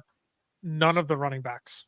That's my consensus right now. The rookies or like just the rookies. I can't the rookie running backs for me were like when we did our first live stream over on our channel, it was like literally the week that the big board dropped. I was appalled at how high some of the rookie running backs are. And like this class is phenomenal. Don't get me wrong. I like just couldn't stomach some of the ADPs. But like we don't even know where these guys are landing yet. Like I don't know if you could convince me that Travion Henderson on the Las Vegas Raiders is worthy of a top 24 running back pick. Like I just couldn't stomach that reality. So I don't know. I was telling you beforehand, I took a 10-day. Who is this guy? What does he mean Travion Henderson isn't that guy? Travion Henderson on the Raiders? Sounds pretty good to me. On a run-heavy offense, this man is going to break runs. Like I kind of guess I get it because they're not always going to be like up to where he's just going to get a workload. But no, Travion Henderson just makes sense on the Raiders. But Travion Henderson's been mocked to the Patriots. He's been mocked to the Vikings. Been mocked to a bunch of different places. So we'll see when we see. It's like the cost of losing Ben Johnson. I don't know how much that's actually going to factor in. I think he'll still be great, but man, the things Ben Johnson did with that offense were just like incredible. And plus too, like I think he had 14 touchdowns last year, so a high touchdown number. And I've seen Travion Henderson marked to the Bears. Man, imagine him to the Bears. He's definitely justified of every place where he's at. It's a little bit. He's obviously not calling plays. So like I wonder how much just the Ben Johnson part of that plays a role in it, because he's not like an off. He's like he played offense, so like he's kind of that side of the ball, but he's not like this offensive guru. More of like the the Tomlin kind of coach. Where like he's defensive background, but it's like he's not some defensive guru. He's more just like locker room, culture guy. It's kind of the vibe I get from Dan Campbell. So it's gonna be. I think it's really gonna fall on him. Where it's like, hopefully this OC coaching. We just know nothing about the OC, but it's like, has there been an OC? Who was the last OC to get hired that we were like, oh, we feel really like. A name like Ben Johnson was flirted around for 2 straight years where it's like he's going to go somewhere. It's like I can't remember the last OC that had this much hype going somewhere like that he does right now. Maybe like I don't even like Kevin O'Connell. Maybe maybe not even him though. But I just don't know. That's a little right. That might be a little bit of Minnesota bias even sliding in there. But do you have a preference out of these running backs? I won't click Christian. I don't think I will click Christian McCaffrey here. I'll be perfectly honest. He fought. We got him in the 3 smart man. Smart man. There we go. That's a smart man. Maybe he does know a little something. Here, he's the one running back that I think I'm willing to bet on. I would prefer Achane, but obviously Achane goes to pick 4. But he's the one running back that like I think I've learned my lesson on these rookie running backs that I don't think I can ever be too high on them. I can always just be too low. And so I feel like even though Genty's going at running back 6 right now, that's just the tax I'm going to have to swallow if I want any shares of him in best ball this year. And if I get a Brian Thomas and Malik Neighbors, a lot of these guys who are going at the turn and just pair them up with an Ashton Genty, that's a lot easier to swallow. Yep. Yeah, 100%. The Genty thing is like, I've seen some people be like I think there's some questions around how elite is he? Because like it's like how is he a Saquon prospect, or is he like I don't know, like what another comp would be, like a mid first round guy, like maybe like a Jahmyr Gibbs prospect. Like Jahmyr Gibbs, obviously, we know what Jahmyr Gibbs is now, but like as a prospect, he wasn't like he was the number 2 running back in that class. Like, is he like what kind of prospect is he? Is he a top 10 pick, or is he a top 20 pick? You know what I mean? It's gonna be one of those things where it's gonna be interesting to see where he goes, because I think he could really go anywhere from like I don't see him going in the top 10. Feels like he's going to be somewhere in that 10 to 20 range, maybe even later. I could see a team like, because there's like that stretch in the draft where like the Chargers Vikings, and I think there's one other team that like you could see like Pittsburgh, I think it is, all kind of need running backs or like could use a running back of like Genty style, or it's like this one of those teams like maybe trade up a couple spots to get Genty. Like my dream landing spot for Genty is the Vikings. Like that would be such. Oh, that would be so like fun. just a fantasy. Just from a fantasy perspective, like that'd be so fun. That offense would be awesome. I don't even care who the quarterback is. The thing with Genty is I think the NFL is going to play a massive game of no, I like Ashton Genty more than you. Yeah. And that's what's going to drive his cost up, right? Because like you even say like you don't think he'll go top 10. Like, could he go to Vegas at 6? I think he could, but if you're also Vegas, you don't need a running back at 6. No, I don't think as great as Brock Bowers was this year, that was my big thing about them taking Brock Bowers last year was like, he's going to be a great player. He's going to be a phenomenal player. He is a phenomenal player, but like that's not going to change the direction of your team right now. And so I don't know if Genty to the Raiders is 100% feasible. I think it could happen, but then like the Panthers, they just signed Chuba Hubbard. I don't think they would take him. But then you get a game of chicken with like the Bears and the Cowboys, who could potentially use a running back. The Bears is the one where it's like that's like kind of where I could first see him going. Bears, Cowboys, like that. I think where are the Bears picking? Like 10? They're 10. Yep. Yes, and then the Cowboys are at 12, correct? Mm-hmm. So it's like I think that's kind of where I see Genty, like the Genty window opening up. But then it's like, Bijan went at 8, and like who do you think's a better prospect, Bijan or Genty? Like Bijan. You think? So? Yeah, I agree. Bijan. Or I have Bijan ahead of Genty. Yeah. Yeah.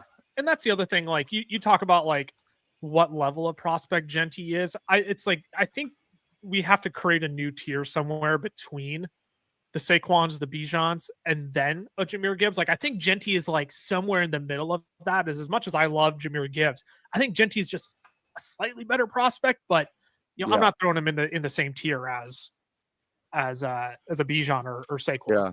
Who in this anyone you like in this tier? Like anyone that jump out at you? I kind of flatten my exposures, but yeah, no, I lean I think I do lean DJ Moore in this tier of wide receivers. I would prefer to go wide receiver here instead of a running back. Yep.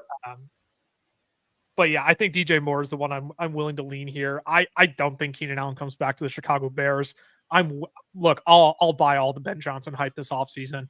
Yeah, I mean that he can do great things with Caleb Williams in this offense. And look, if Keenan Allen is going to lose his targets, sure, Rome is going to be a big beneficiary of that. But DJ Moore is the proven one that I think Ben Johnson will have a lot of fun scheming up opportunity for. Yeah.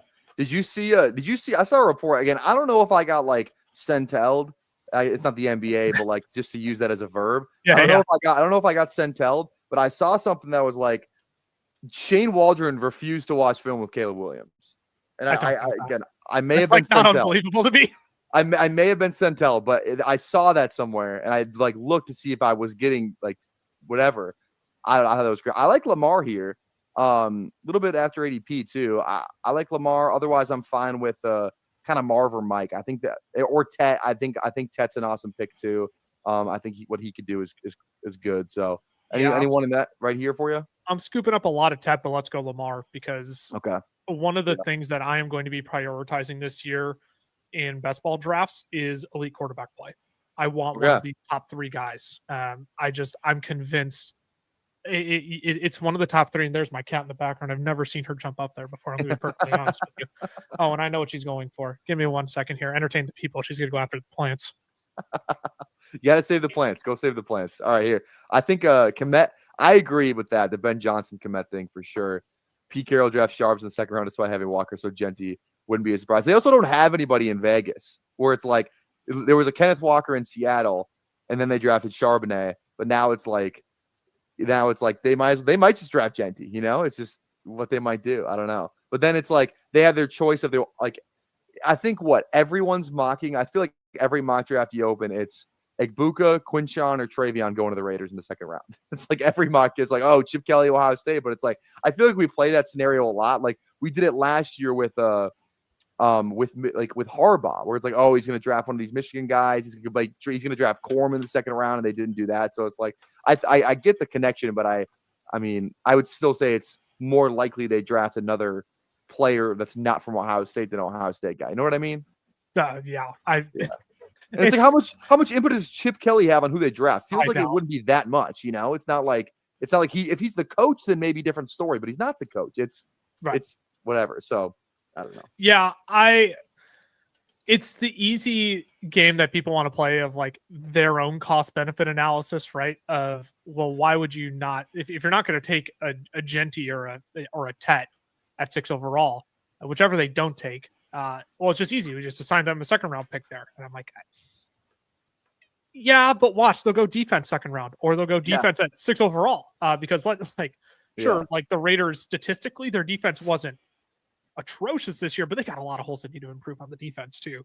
Yeah, 100%. I wonder. Do you think Tet could be a Raider?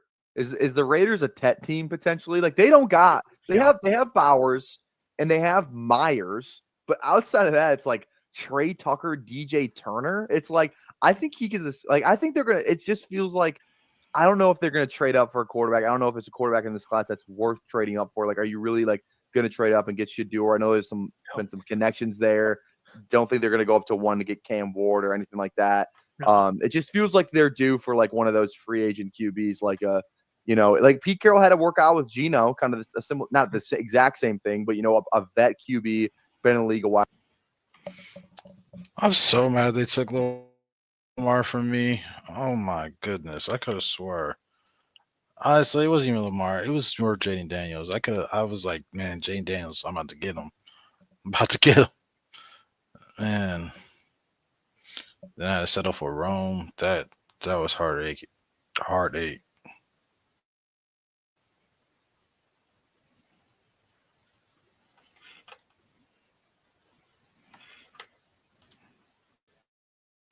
Spot, I don't think they will be though. My guess Carolina is my guess. Oh, you think Carolina for Tet? I also like that. No, I also like that. The Raiders don't take him there. I do think he's probably a Carolina Panther then, which that could be some fun with Bryce Young. That'd be awesome. That'd be such a fun team. It's like I feel we always get like these like fun teams. For the record, that's not happening. Tet is not going to the Panthers. No. They got Chuba. They would have then Tet, Leggett, Coker. JT Sanders isn't bad at like it'd just be like a fun team to watch. Like that'd be pretty cool. So they'll be a middling team. Like they won't be like a guaranteed playoff team, but it's gonna be a team that can make a lot of strides, I think, this upcoming year and is at least trending in the right direction. The one thing they need to do for sure is get rid of David Tepper, but that's a conversation for another time. It feels like we're officially like Jackson Dart feels like Bo Nix Penix last year in terms of what's being said about him, where it's like he's going to be a second round pick, but actually no, he's going to be like a top 12 pick. It's like, you know what I mean? So all right, we're on the clock here. I like Hampton. I don't love the idea of going 2 rookie RBs though. I like Sutton. I think he's fine. Pickens, I don't have a ton of. Laporta is an interesting one there. I don't want to bet on Laporta though. I would prefer one of these wide receivers. You could take your pick. Let's go Sutton on this one. Let's go Sutton. And then Laporta, I feel like I like the later tight ends a little bit more. I like Hawkinson over Laporta straight up, I think. Straight up Laporta, yes. I think straight up. Yes. Yeah, straight up I like Hawkinson. Smart more. man. Like, do you remember what Hawkinson was when he like Smart man. Hawkinson over Laporta for sure. He was like the tight end, like it was like every week. Like if you're doing Battle Royale, it was like that was 2023 season when he got traded, or last year, not the previous year, but the year before the ACL. It was like him. It was Kelsey was still kind of getting it done, and it was like I'm not getting none of my guys. Now that I go and look back at the team, I see why neither one of our teams make it, because I'm not getting none of my guys out here. None of these guys. This team's just not going to advance. This team is already dead. I've already drafted a dead team. Wilds. Green. This is just the classic. Like, I do think it's an ageist thing. And you look at James Conner and his fragility. Well, he just played a full season. And I'll tell you what, over the back half of the season, he was phenomenal. He was once again a league winner down the stretch. I mean, look, I think this Cardinals offense is going to get better. I know it didn't quite work with Marv and Kyler last year. I think you're going to see them get in sync. I'm just a believer in what the Cardinals can put out on the offensive front. and James Conner was rewarded with a contract extension at the end of the season as well. I'll just follow the money on that one. Like, I think getting Alvin Kamara at 17 and like a James Conner, he's like what, running back 23 right now. Those are two guys that I just like. They keep putting out, and so I'm just gonna keep rolling with it until they don't. I mean, they're not Derrick Henry level, obviously, but if you're looking for a compliment to a rookie running back like an Ashton Genty, like, sure, I'll take a guy who's probably going to give me top 20 production. It's not ceiling, but you're also rolling the dice, like you said, on an Amarian Hampton, on a Travion Henderson, on a Caleb Johnson, who we don't even know where they're going to land, and we don't even know if the system that they're going to be in are going to breed success. Where I think James Conner could just be lead dog, hands down. They didn't want to give Trey Benson touches last year. Yeah, and I think that's my James Conner bet. And the nice thing about Conner is that Trey Benson is there. They just spent a second-round pick on Trey Benson, where it's like you're looking at all these running backs. Some of them are free agents, but some of them could have their guys snatched, and it's like, oh, now they're going to fall, 3 rounds because they drafted this guy in round 2. They drafted this guy in round 3. Like, he's going to compete for touches. So, like, all this thing where James Conner, yeah, he's old, but it feels like his job is pretty safe because they have Trey Benson there. Seems to like DeMarcado a little bit. Michael Carter got some run last year. So it just feels like out of the teams that will draft at least like a day 2 running back or higher, it feels like the Cardinals and James Conner, he's pretty safe in his role. So I do like that aspect about Conner, where it's like that you can't say that like Kamara. It's like I could totally see the Saints drafting a guy where it's like totally get a different guy in there, or like somebody like Chase Brown. He's a poster child for this. I was gonna say, who says Quinshon Judkins isn't a Cincinnati Bengal? Like, exactly, yeah. I don't think that's going to happen. But if the Bengals were to do something like draft a power back who's great in the A gap, like, it's over for Chase Brown. He's not going to be scoring all the touchdowns. I personally think Quentin Junkins is a Steeler, in my opinion. So I'm gonna keep rolling with it. Yeah, I speaking of the Bengals real quick, we should probably talk about the T. Higgins news. It's expected that they're going to franchise tag him and just do this whole like contract saga again. Just be like, they said, but they're teasing that they're going to re-sign him, so it just gives them longer to strike a deal, which I guess I could maybe understand. But like, you better get him to a deal before like OTAs, because otherwise it's going to be a whole thing again. And it's like, yeah, I mean, I pretty much I want T. Higgins to kind of be a Bengal. It feels like you're kind of, at least you like. It's always scary when you don't know what you're going to get from a player. Where it's like if T. Higgins is a Bengal, kind of know what I'm going to get from him. So I'd be fine. The Bengals should want T. Higgins to be a Bengal because they are a better football team with T. Higgins on that team. So let's quit effing around and let's actually get him a contract instead of the franchise tag. I mean, I don't. Yeah. The Bengals are so weird in how they handle contracts, man. I'll never understand. They're a cheap team. They're a cheap ass team. I'll never understand it. But all right. As a Ravens fan, I hope the Bengals don't sign T. Higgins. I hope they let him walk. But that's just me, though. That's just me. 12% of Igbuka. I'm not gonna lie. That's where my mind instantly went. Yeah. Okay, let's go with Igbuka. I'm still a fan of his profile. I still have him as wide receiver 3 in this class. I think wherever he ends up, I think he's going to be very solid. I think wide receiver 43 is like a very, it's a price I'm very happy to pay. I'll just leave it at that. Yeah. Feels like he's like a lock, like round 2 receiver. Yeah. Maybe he sneaks in like the end of round 1, like maybe. Some teams just might really fall in love with him, but like that's another play where it's like there's not like that much like volatility with Igbuka. Like, like you look at like a guy like Luther Burden, who's like some people have him 2, some people have him like 7. And then this guy Igbuka, it's like he's pretty much going to be between like 3 and 6. Like it's like it's pretty. Igbuka is kind of like consensus. Like you kind of know what you're going to get. Like a little, like maybe not like as like good JSN. Kind of like feels like who he is. Not as good JSN. Not as good JSN. Like not as like productive. Agreed. JSN. I can like see a similar that. kind of play style, I would say. Okay. I'm down to we can reach a little bit here. We could go Jonnu. I like Jonnu over Mark Andrews straight up, but we do have the stack with Andrews. Anyone that's jumping out to you? Yeah, that would be the only reason why I would take Andrews is just for the stack. Yeah. And this feels like a tight end range for me. Like you could go with Pollard. Aaron Jones is a free agent. I'm not in love with Isaiah Pacheco. I'm just good with taking the stack and calling it a day. Okay, Vikings fan, you're obviously you live in Minnesota as well. Yep. Do you think Aaron Jones is a Viking next year? Because I could see them doing it. I don't think he's going to cost a ton, but I also think like let's see what he says. Because I don't think he is. Not a Viking, and he signed somewhere for 1 year, $7 million or something like that. That should tell you all you need to know about how Minnesota feels about him. Where it's like they let that guy walk for 1 year, $7 million when they don't have a running back. It's like, and he knows the offense, all that. So if he goes somewhere else for a really cheap deal that Minnesota could have definitely signed him on, I'm gonna be out on Aaron Jones because they saw him. They knew what he was last year. He was not. He was hurt at the end of last year. He's getting up there in age. He started the year off really good, but it's these older running backs. It feels like him, Joe Mixon, these guys just he can't. I feel like it's harder for the older guys to stay healthy. James Conner even toward the end of the season too, where it's feels like it's harder for them to stay healthy. So I'm going to be very low on Aaron Jones until I know where he signs, I think. Yeah, I have. In terms of right now, I have no clue, or no clue. I have no interest in drafting him, even at running back 28. I mean, 1 year, $7 million with the Vikings. I wouldn't be surprised if he runs it back with Minnesota at 1 year, $6 million, right?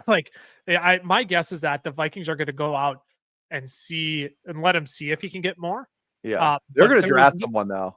There is no world in which they should pay more than what they just did last year for another year of Aaron Jones, in my opinion. So my guess is that they'll go out and see if he can get or they'll let him go out and see if he can get 2 years for 15, right? And which, if you're the Vikings, go ahead, take your 215. We'll go ahead and draft one of these running backs in a really talented class. Or, I mean, the free agent market isn't phenomenal, but you can make do with whoever you draft and pick up in the meantime. It's not like the Vikings are a stellar run offense. That's not the primary focus of the Kevin O'Connell offense. Who are the best? I'm looking it up right now. Who are the best free agent RBs? Because last year was a loaded class. Yeah, let me look. Aaron Jones.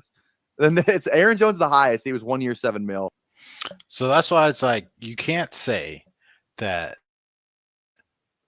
this is a bad free agent running back class. There are bad running backs on so many multiple teams, but we're not going to draft any rookie running backs because we don't know. I feel like that just contradicted itself. You got to draft running backs because this is a bad free agent running back class. Running backs are now more required, more dominant, I guess you can say. And this the first time it's been in the last 5 years or so. So I can't see why we're not trying to draft running backs right now. It just doesn't make rookie running backs at that. Doesn't make sense to me. 23. Right. We're going to trade for him, and then he tears his Achilles. They cut him in this past offseason, and then they're like, actually, Ty Chandler's so bad, we're actually going to trade for Cam Akers again from the Texans. So they gave up just 2 free 6 or 7 whatever swap. They didn't give up anything for him, but it's free. That guy fucking loves Cam Akers. He cannot get enough of Cam Akers. And this is coming from someone who I like. When Ty Chandler was getting reps on the field, I'm like, Ty Chandler's making progress. I mean, his big knock is that he sucks in pass pro, right? But he started improving, but then KOC was like, wait, I can just pick up Cam Akers. I'll swap a late 6 for a mid 6 for a late 6. Sure, done deal. So I pray the Vikings draft an RB in round 2 or round 1 for that matter. That's going to be the best rookie fantasy landing spot for any running back on the market is whoever goes to the Vikings, whoever goes to the Chargers, it's those two teams. It's going to be awesome. Absolutely. Weird running backs right here. I try and avoid it. We could go Bateman. I love Pittman. I think he's a great buy low. For personally, you down to go with Pittman? Then we can kind of explore these running backs when they come back around. Yeah, let's do that. Because after Bateman, well, who's after Bateman? You got Keon Coleman. Who else is in that? Bateman, Mims, who I think is fun. Keenan, a free agent. Yeah. Oh, so. you got a lot of Cam. Is that 17%? Dude, oh my god, dude, so we did a thing. I'll flash this on the screen. I'll flash it after we pick next. But so we for an entire week or 2 weeks, we watched every pretty much draft eligible meaningful running back. We watched all of them. We spent more time on the higher guys. I came into it thinking Caleb Johnson was going to be my RB2. He's my RB5. And this is just mostly purely just watching. This stuff's going to change after the combine. It's going to change after the draft. But this is mostly just what I thought when I watched them. Granted, we're not doing all 22 film. Like I said, I like to preface that. because I put in my rankings for the first time ever on They're Twitter, and they're yokes. like, "You're a fucking idiot." So, all right, let's any of these running backs you like. B-Rob, Najee's a free agent. I Yeah, usually go with one of those. B-Rob or Najee. I think Najee's going to land in a spot where he's actually going to get work. So Good I'm not. Okay, so enough of what they're talking about. Kind of just to recap my team already. That's looking atrocious right now. We got Puka, McLaurin, Worthy, Rome, Kenneth Walker, Quinshon Jenkins, Jalen McMillian. Yeah, we got Jalen McMillian. Hopefully he makes me $1 million. Yeah. Ooh, he might actually. He might. That might be his new name, Jalen McMillian. McMillian. Okay. Got a nice ring to it. My Denzel, my attempt to be Denzel. We got Caleb Williams and Ramondre Stevenson, which I am not happy to have. They took Drake May, which is tragic. Who took Drake May? Okay.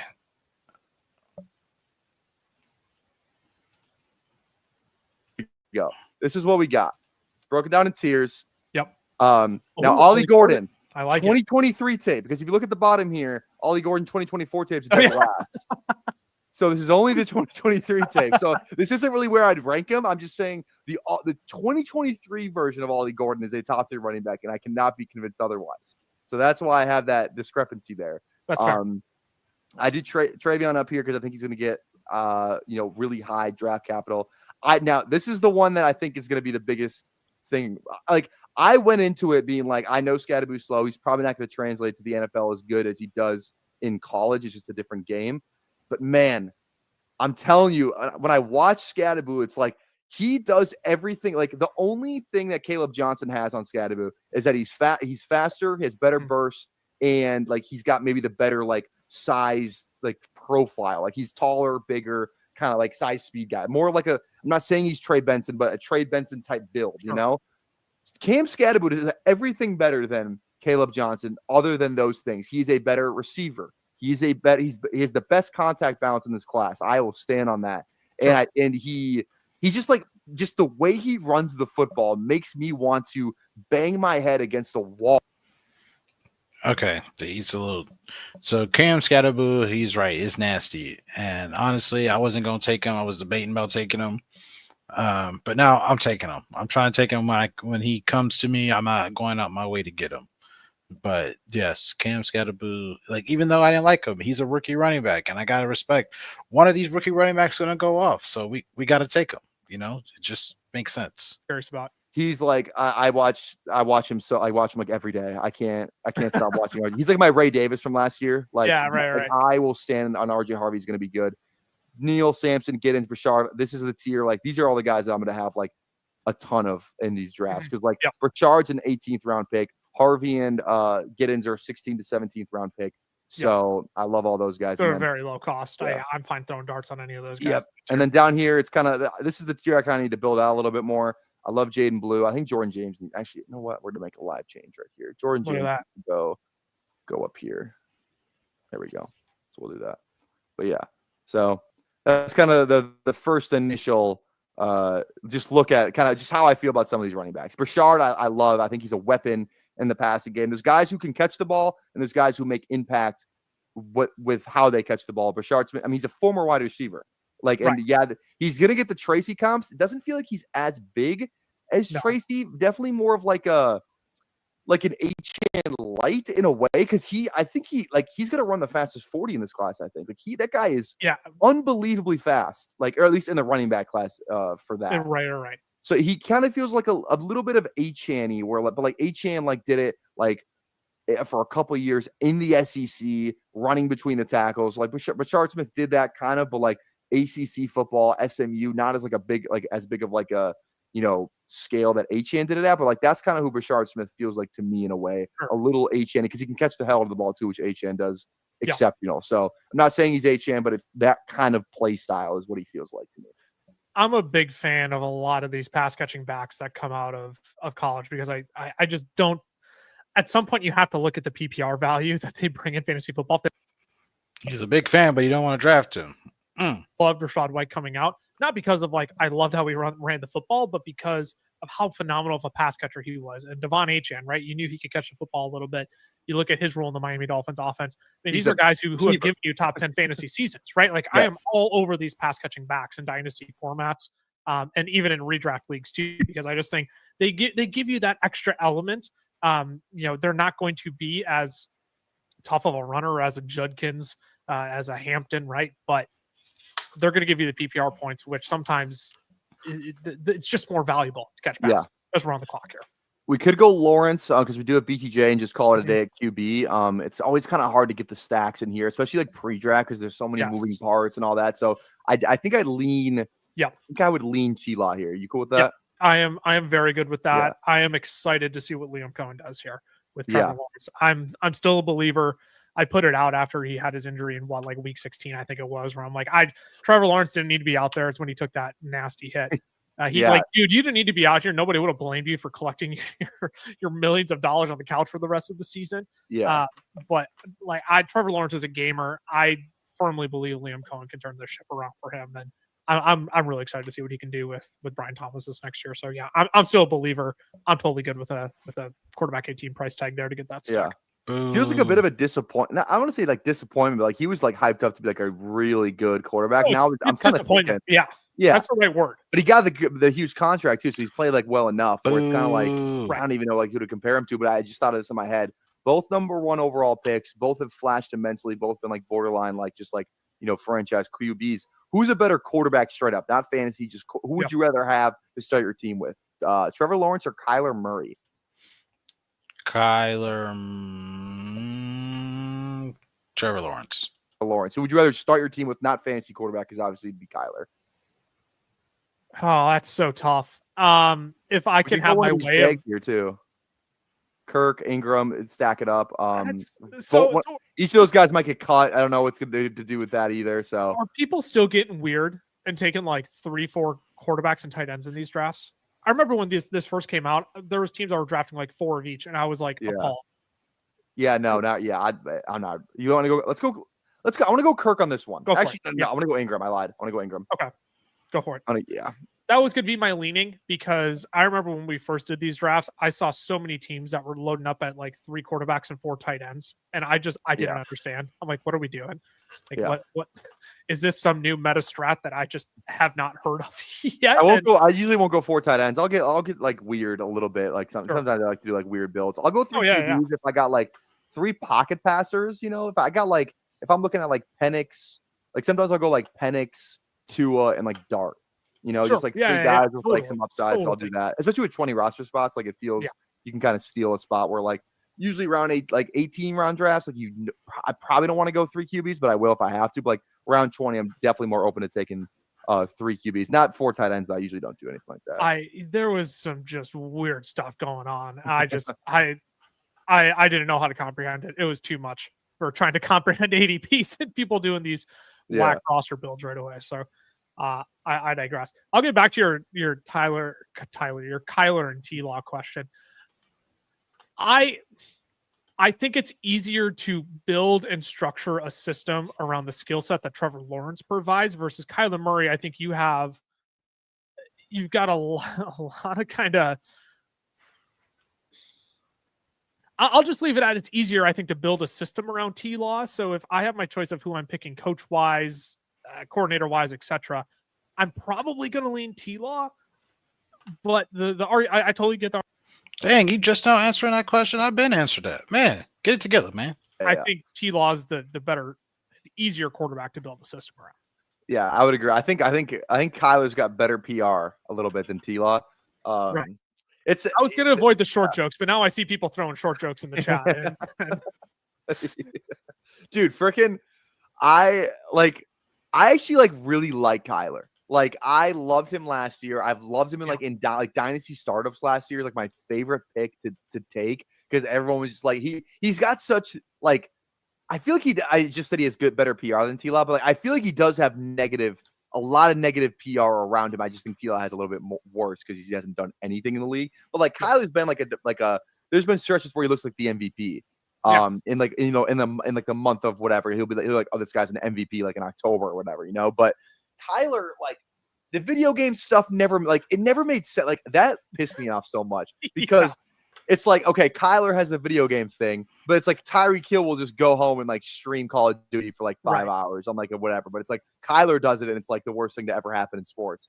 And the short thing, yeah, I mean, you can't get past that. People just love to make short jokes about my boy Kyler. But I like Kyler. I think he's good. I think he's definitely more dynamic. I think he can. I feel like he can really like take over a game. He's at like that, like Kyler at his best. I think is better than T-Law at his best personally. Mm-hmm. But I think T-Law is more consistent, but probably a better thrower all around than Kyler. So I think T-Law is the right answer. But I think Kyler is just I just love that guy so much. So. You can build a much more fun offense with Kyler Murray probably.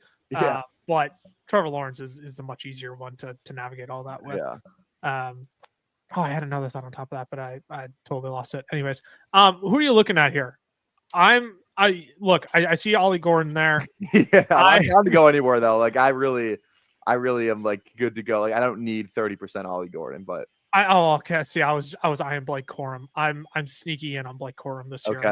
I think. Receiver wise, we got Wicks, Restrepo, we got Tillman up here as well.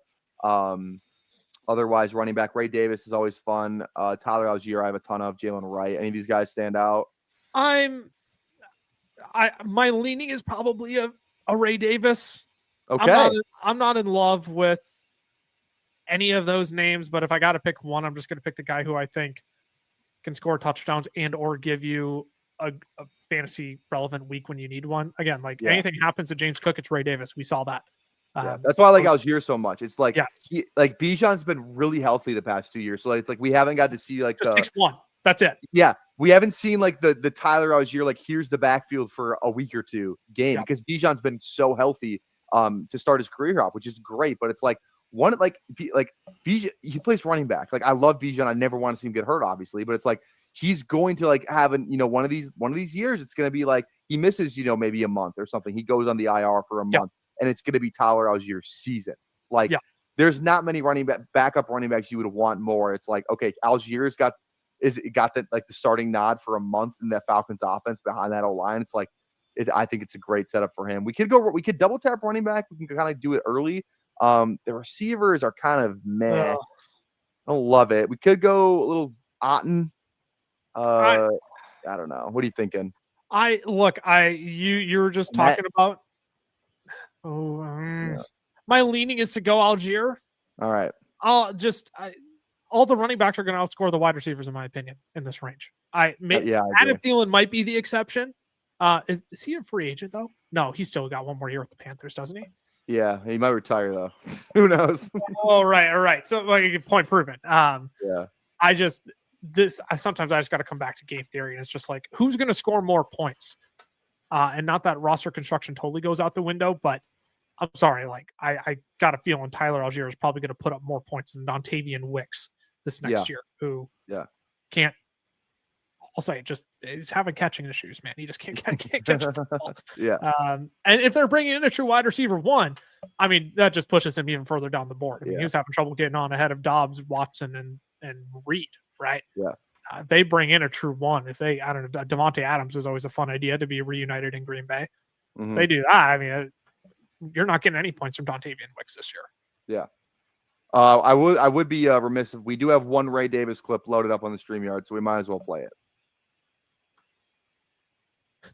Awesome. I love it. That's all I love it. I saw that clip. That was from last year when I was trying to find my favorite running backs. I saw that clip. And I was immediately I loved him before, and that was the cherry on top. This guy, the vision on this play. Watch it one more time. All right, plays going to the left, his left, our right, and to have that vision to see that lane is crazy. Watch it one more time. Right, bang, foot in the ground, out of there. It's little stuff like that where it's like I saw that and I was so in. I couldn't have been more in. I feel like I don't know if he had 6 touchdowns last year, so I feel like where he was going in drafts, he kind of paid off ADP wise. He didn't do really anything in the finals, but he was a guy that could have helped your team advance a little bit because I mean, like I said, he did have 6 touchdowns and he had that massive. The 1 week James Cook missed that I think it was a Thursday night against the Jets. Yep. Or a Monday, whatever that game was. He went off. Thursday. unreal game. Like he had that long catch that's in my intro. I don't even think he had a touchdown in that game, but I think he had like 17 fantasy points. Yeah, I believe it was 17. Yeah, because And I remember Ty harping Johnson's on that a over the free back agent half of too. the season. Yeah, I remember harping it over the back half of the season. It's just like this is a guy you need to have stashed literally everywhere because if anything happens to James Cook, you're getting 15 plus. I mean that's just locked in. The other thing about Ray Davis that I really like this year too, James Cook isn't scoring 16 touchdowns again next year. Like I will put money on that. And let's say the Bills do retain the high volume scoring that they had this last year. If James Cook isn't scoring 16, who's to say Ray Davis doesn't score 10 and James Cook scores 10? Like who's to say they don't split that? I mean, Ray Davis is much better around the goal line. I mean, Josh Allen is much better around the goal line than Ray Davis. But I mean, all that aside, I just don't see a world where James Cook scores 16. But if they're going to maintain being one of the high scoring offenses in the league, Ray Davis is going to pick up a handful more next year too. So I love him in this 13th round range. It's just one of those guys where I'm just happy to scoop up cheap value. And he's a filler. He's what, our running back 4? Like Ray Davis is like the ideal running back 4 I want on teams like this. 100%. I like this take a lot. Ray Davis is being drafted in the same spot as last year. Now we know he's a solid player with a role. So it's like perfect. Perfect. Also, too, guys, I think I'm going to do, again, you can stay. I think I'm going to do a second draft after this. You can stay around if you want to. I totally get I only booked you for one, so I don't feel like you have to stay around. But 30 likes. Good. 30 likes, we'll do a second draft. So make sure you go down there, tap that like. Make sure you also go over and toss the a sub for the Fantasy Fellas. It's the Fantasy Fellas Fantasy Football Fellas shorts, right? That's what it's. I have it linked in the description, but that's what it's called, right? The shorts. Yeah. So we whatever with TikTok. Can we talk about the TikTok thing? Oh gosh, yeah, we could talk about what happened with TikTok. You guys need to go support this man because they got absolutely boned via TikTok. TikTok is not great. Good news is we got our account back. Oh, bang! Love TikTok. So we won't bash them yet. No, that was a whole load. It was a Monday. I remember I was sitting in my work meeting on Monday, and I get a panic text from Cameron, one of the other fellas, and he's like, "One of you two try logging in right now." And he sent a screenshot of like, "Your account's banned," and I'm like, "Okay, I'll try." And I probably went like ghost white in the middle of my work meeting, and I had to like act like, I don't have a TikTok account of 325,000 followers. Yeah, that just got banned, right? And like, oh, everything's fine. This work meeting, great. I'm totally listening to you, Amy. But we can tell who's on the clock, and I'll continue the story. I don't even like have a lean here. Literally say a guy and I'll draft him. I have no. I like have the same percentage of all these guys, literally. Go Wandale. Wandale. Hate it. It's such a scam. I don't think he's even going to replicate even close to what he did for the first 5 weeks last year. Yeah, I don't like anybody else there. That's crazy. I like Wandale. I think Wandale gonna do his thing. Wandale gonna do what Wandale do. That's just me though. Oh my gosh, dude! I was in love with AD Mitchell last year. I'm in on him because he got more playing time toward the end of the year, and there was a lot of plays where he was open and he just got missed. But now the only problem with that is the same QBs that were throwing him to last year could definitely still miss him again. I was gonna say. So that's the problem. But I don't know if you heard. It seems like a lot of talk in the streets. Anthony Richardson got the same QB coach that fixed Josh Allen's accuracy problem. So now Anthony Richardson's the new Josh Allen. So I don't know if you heard that, but there's PR for Richardson. I read it and I immediately clicked away because I needed to stop myself from getting. Anytime you can compare something, Josh Allen's like the 101 of comparisons, but totally. Josh Allen did this. If you did, it's like but he's also Josh Allen. All right, you want to go with Higgins here? Yeah, we can go Jaden Higgins. That's fine. All right, All right. Finish your TikTok story. We have a little time now. Yeah. So anyways, I figure out, okay, our account's actually freaking banned. So we go through all the appeal processes, whatever. We do the appeal in app. We literally get shot down like within the next 10 minutes. So like, nope, you broke rules, whatever. What was the rule you broke? Apparently gambling. We broke the community guideline around restricted products. Even though, if you go on TikTok, you hear about. Isn't it like it's like there's gambling TikTok. I'm not on TikTok really, but like there's gambling TikTok. Right, there is. Right. Yeah. And so, anyways, the whole thing was just like ridiculous. We're like, we didn't do anything different than anybody else has done on this app. Actually, there's other accounts on this app that we could point fingers at and say like they're blatantly breaking. Like we did everything we could to avoid this. So we end up filling out a feedback form, a separate feedback form online. They end up getting back to us like a day later or so. They still reject us. So what we actually did was, this was the big perk of like, this is, I don't know how much I'm at liberty to say. I'll just say it really pays to be exclusive with brands that value you. Yeah, for sure. Yeah, I got you. I will just say that because they went to bat for us, and all of a sudden they were able to get our account back for us. Hell yeah, baby. So, and they're like, this is apparently what you did wrong.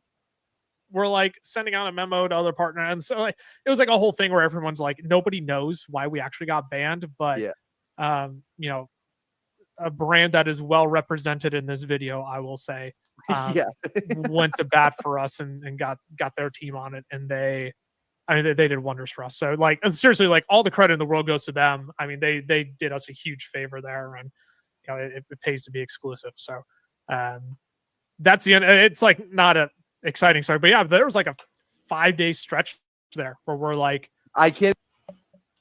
Hey, Underdog, I'm exclusive. Underdog, I'm exclusive to just Underdog. That's all I do is draft Underdog. So Underdog, your boy right here. You're right here. Hey, I'm right here. I'm just telling you.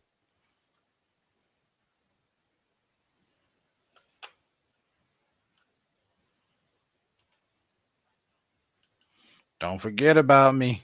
25. Yeah, I would lose my mind. I would lose my fucking mind.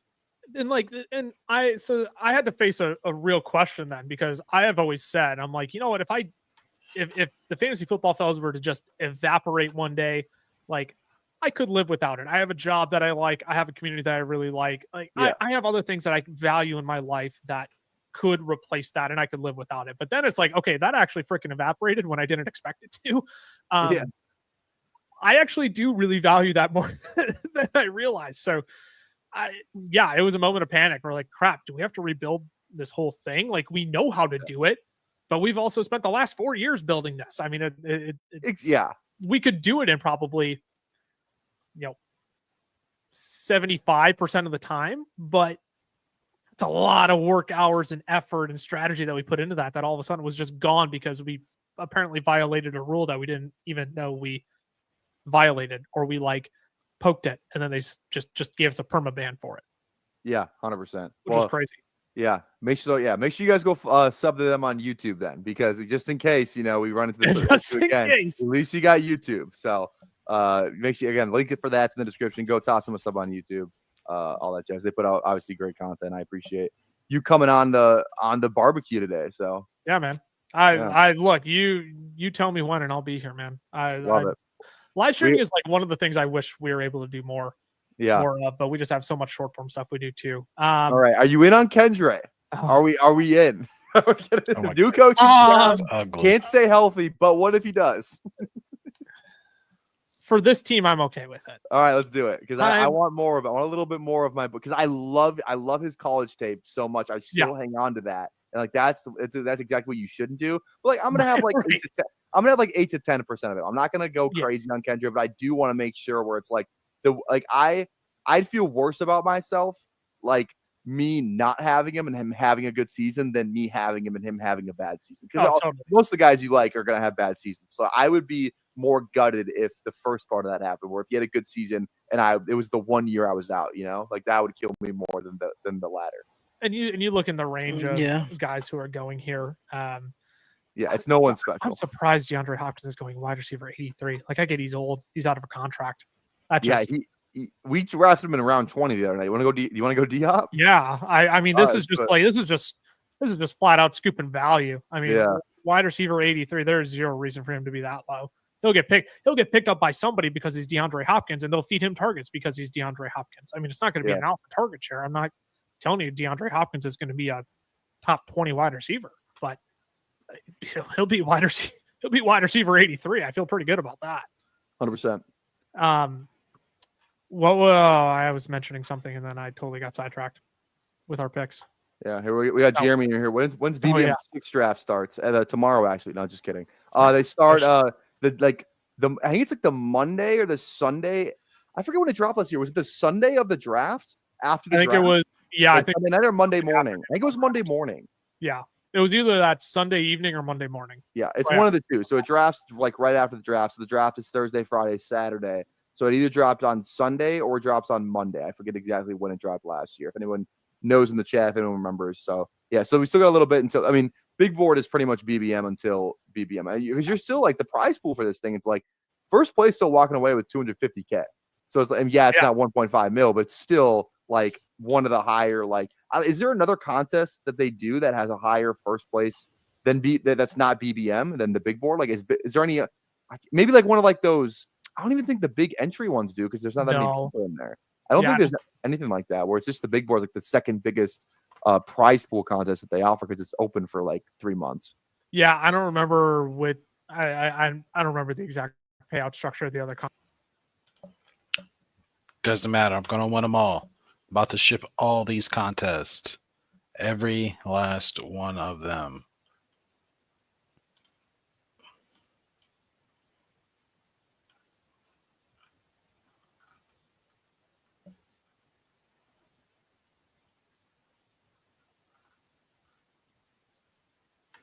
Oh my goodness, we have such an ugly team. How many more picks we got? 2 more? Yeah, we're just gonna take tight end and call it a day. A good amount of money if you can make that particular final because the prize pool is so like condensed for those top 30 people, which is I personally like where it's like it's only a 4-entry max, but the advanced structure is awesome. I think it's 2 advanced each time too. It's like it's awesome. So I definitely recommend the War Room if you're you kind of like if you have no problem spending $25, doing a couple of those, definitely go check out the War Room. Travis Hunter at 163 in a War Yeah. Room. Okay, let's hear your Hunter take because everyone's got a different thing. I'm of the opinion that the corner thing where he's testing for a corner at the combine, he's got to go with something. I think I think he's draftable. I think he does take a hit, but I still think he's draftable. What do you think? Do you think he's just going to be a full-time corner, or do you think he does get his way and he does like how much offense do you think he's going to play? And I think a lot of that's team dependent, but I'll just yeah. I was going to say the big thing for me is team dependent. I'll have a much better idea of how much wide receiver I think he'll play depending on the team that he lands on. But yeah, I'm with you. I think if you're going to test at one of these spots at the combine, test at corner. It's where teams are going to be probably, I don't want to say more comfortable playing you, but how do I this is what happens when I'm like out of football content for like a week and a half where I'm like, I have all these like half-boiled takes I was really hoping to foil out over. First off, Travis Hunter is that guy. Travis Hunter is the best prospect in this draft. Travis Hunter should be going the number 1 overall pick to the Titans if they want to, which they should take him because they don't got no defense, they don't got no offense, and he could literally do both. Travis Hunter is an excellent corner and an excellent wide receiver. Period. For that week and a half. No, yeah. I'm with you though. I think it's more of he's got to test somewhere. And I think he's test him at corner. I just think he's gonna have a better time testing on a cornerback than he would at a wide receiver with this class. Like, could you say Travis Hunter would fill in, in the top 5 wide receivers in this class? Yeah, you probably could, but I think teams are probably going to tell him they're going to play him at corner more than they're going to play him at wide receiver. So let's just test that corner and prove these teams right. Yeah. That's 100%. Kind of my theory. Yeah, I think best case scenario is like absolute like what you're hoping for is that he gets like a Jaden Reed level snap share. Like that would be like that'd be dream. Great. Yeah, that would be a dream. But it's like he's probably not going to get that. Like he's probably going to get like I don't even know, insert random slot guy I don't even know. Like maybe he's like the slot, one of the other slot receivers and like 4 wide receiver sets, like empty, something like that, like a Turpin or something like that. Maybe like does he get Turpin snap share? I don't know the answer, but like who knows, man? Who knows? He's such a unique and polarizing one where I want to make sure I get my handful of shares of him, but I think it was Skilio in the chat. Yeah, if he falls and I have yes, but like I'm actually glad I'm giving these takes to where I have them recorded so I can go back to these moments and be like, I told you so. I told you so. I can't wait to say that. Oh, I can't wait. That's not an overwhelming. What, he's going quarterback 31 for a 19th round pick? Yeah, go ahead, be my guess. If Lamar misses any time, and for whatever reason Lawrence can't figure it out with Liam Cohen. I love Mason Taylor in round 20, personally. Yeah, go for it. That's fine by me. I need to be a round 2 guy. I need to get drafted in round Yep. 2, and a round 2 tight end in round 20 just feels like. Yep. That's why I have 20% of them in round 20. So. And this is a great tight end class too. So yeah, I'm great good. tight end class. Yeah, I'm good betting on it. talent. Yep, I'm good betting on talent of all these guys here, especially as I look at Noah Fant and just am filled with immediate disgust. Yeah, right. It didn't work out for me last year. It just feels like there's 5 guys that are going like round 1 and 2. Like I think it could even be like 6 because like I was listening to the McShay show. He said he thinks Loveland and Warren are going to go both top 15. That's what he said. He thinks that he's betting. Wow. He thinks that Loveland and Warren both go top 15. And then you got some combination of like he said Taylor's going to go high, Arroyo's going to go maybe not round 1, but like high round 2 or like maybe late round 2. Arroyo, Taylor, Fannin mixes in there somewhere. Fannon's in there somewhere. He led the nation in receiving as a tight end. Granted, Bowling Green, but look at the games he had against Texas A&M and Penn State. Right. And then you got Gunnar Helm, who I think the league likes a lot too. So it's like that's 6 guys that I think all have round 2 and if not probably round 3 capability. And it's like I'll take my shots on those guys in that range. So yeah, oh, absolutely, yeah. Again, you could do a lot worse with a 20th round pick here. So I'm good taking the upside there. And again, round 2 is kind of that range for tight ends where it's like, okay, if it's round 1 or round 2 where I'm interested in fantasy. I'm not a huge rookie tight end guy, but Brock Bowers made me look pretty stupid last year. I did not have enough Brock Bowers shares. Yeah. I don't worry. I had him for both of us. I had him. I appreciate it because I feel stupid for doubting Brock Bowers and the target share that he was going to end up commanding. 100%. Well, hey, thanks for coming on. I'm probably gonna rip another draft. I didn't. I had a bunch of Brock Bowers. You know why? Because I was a smart man. I knew what I'm talking about. That's why I'm streaming now. Because I know things.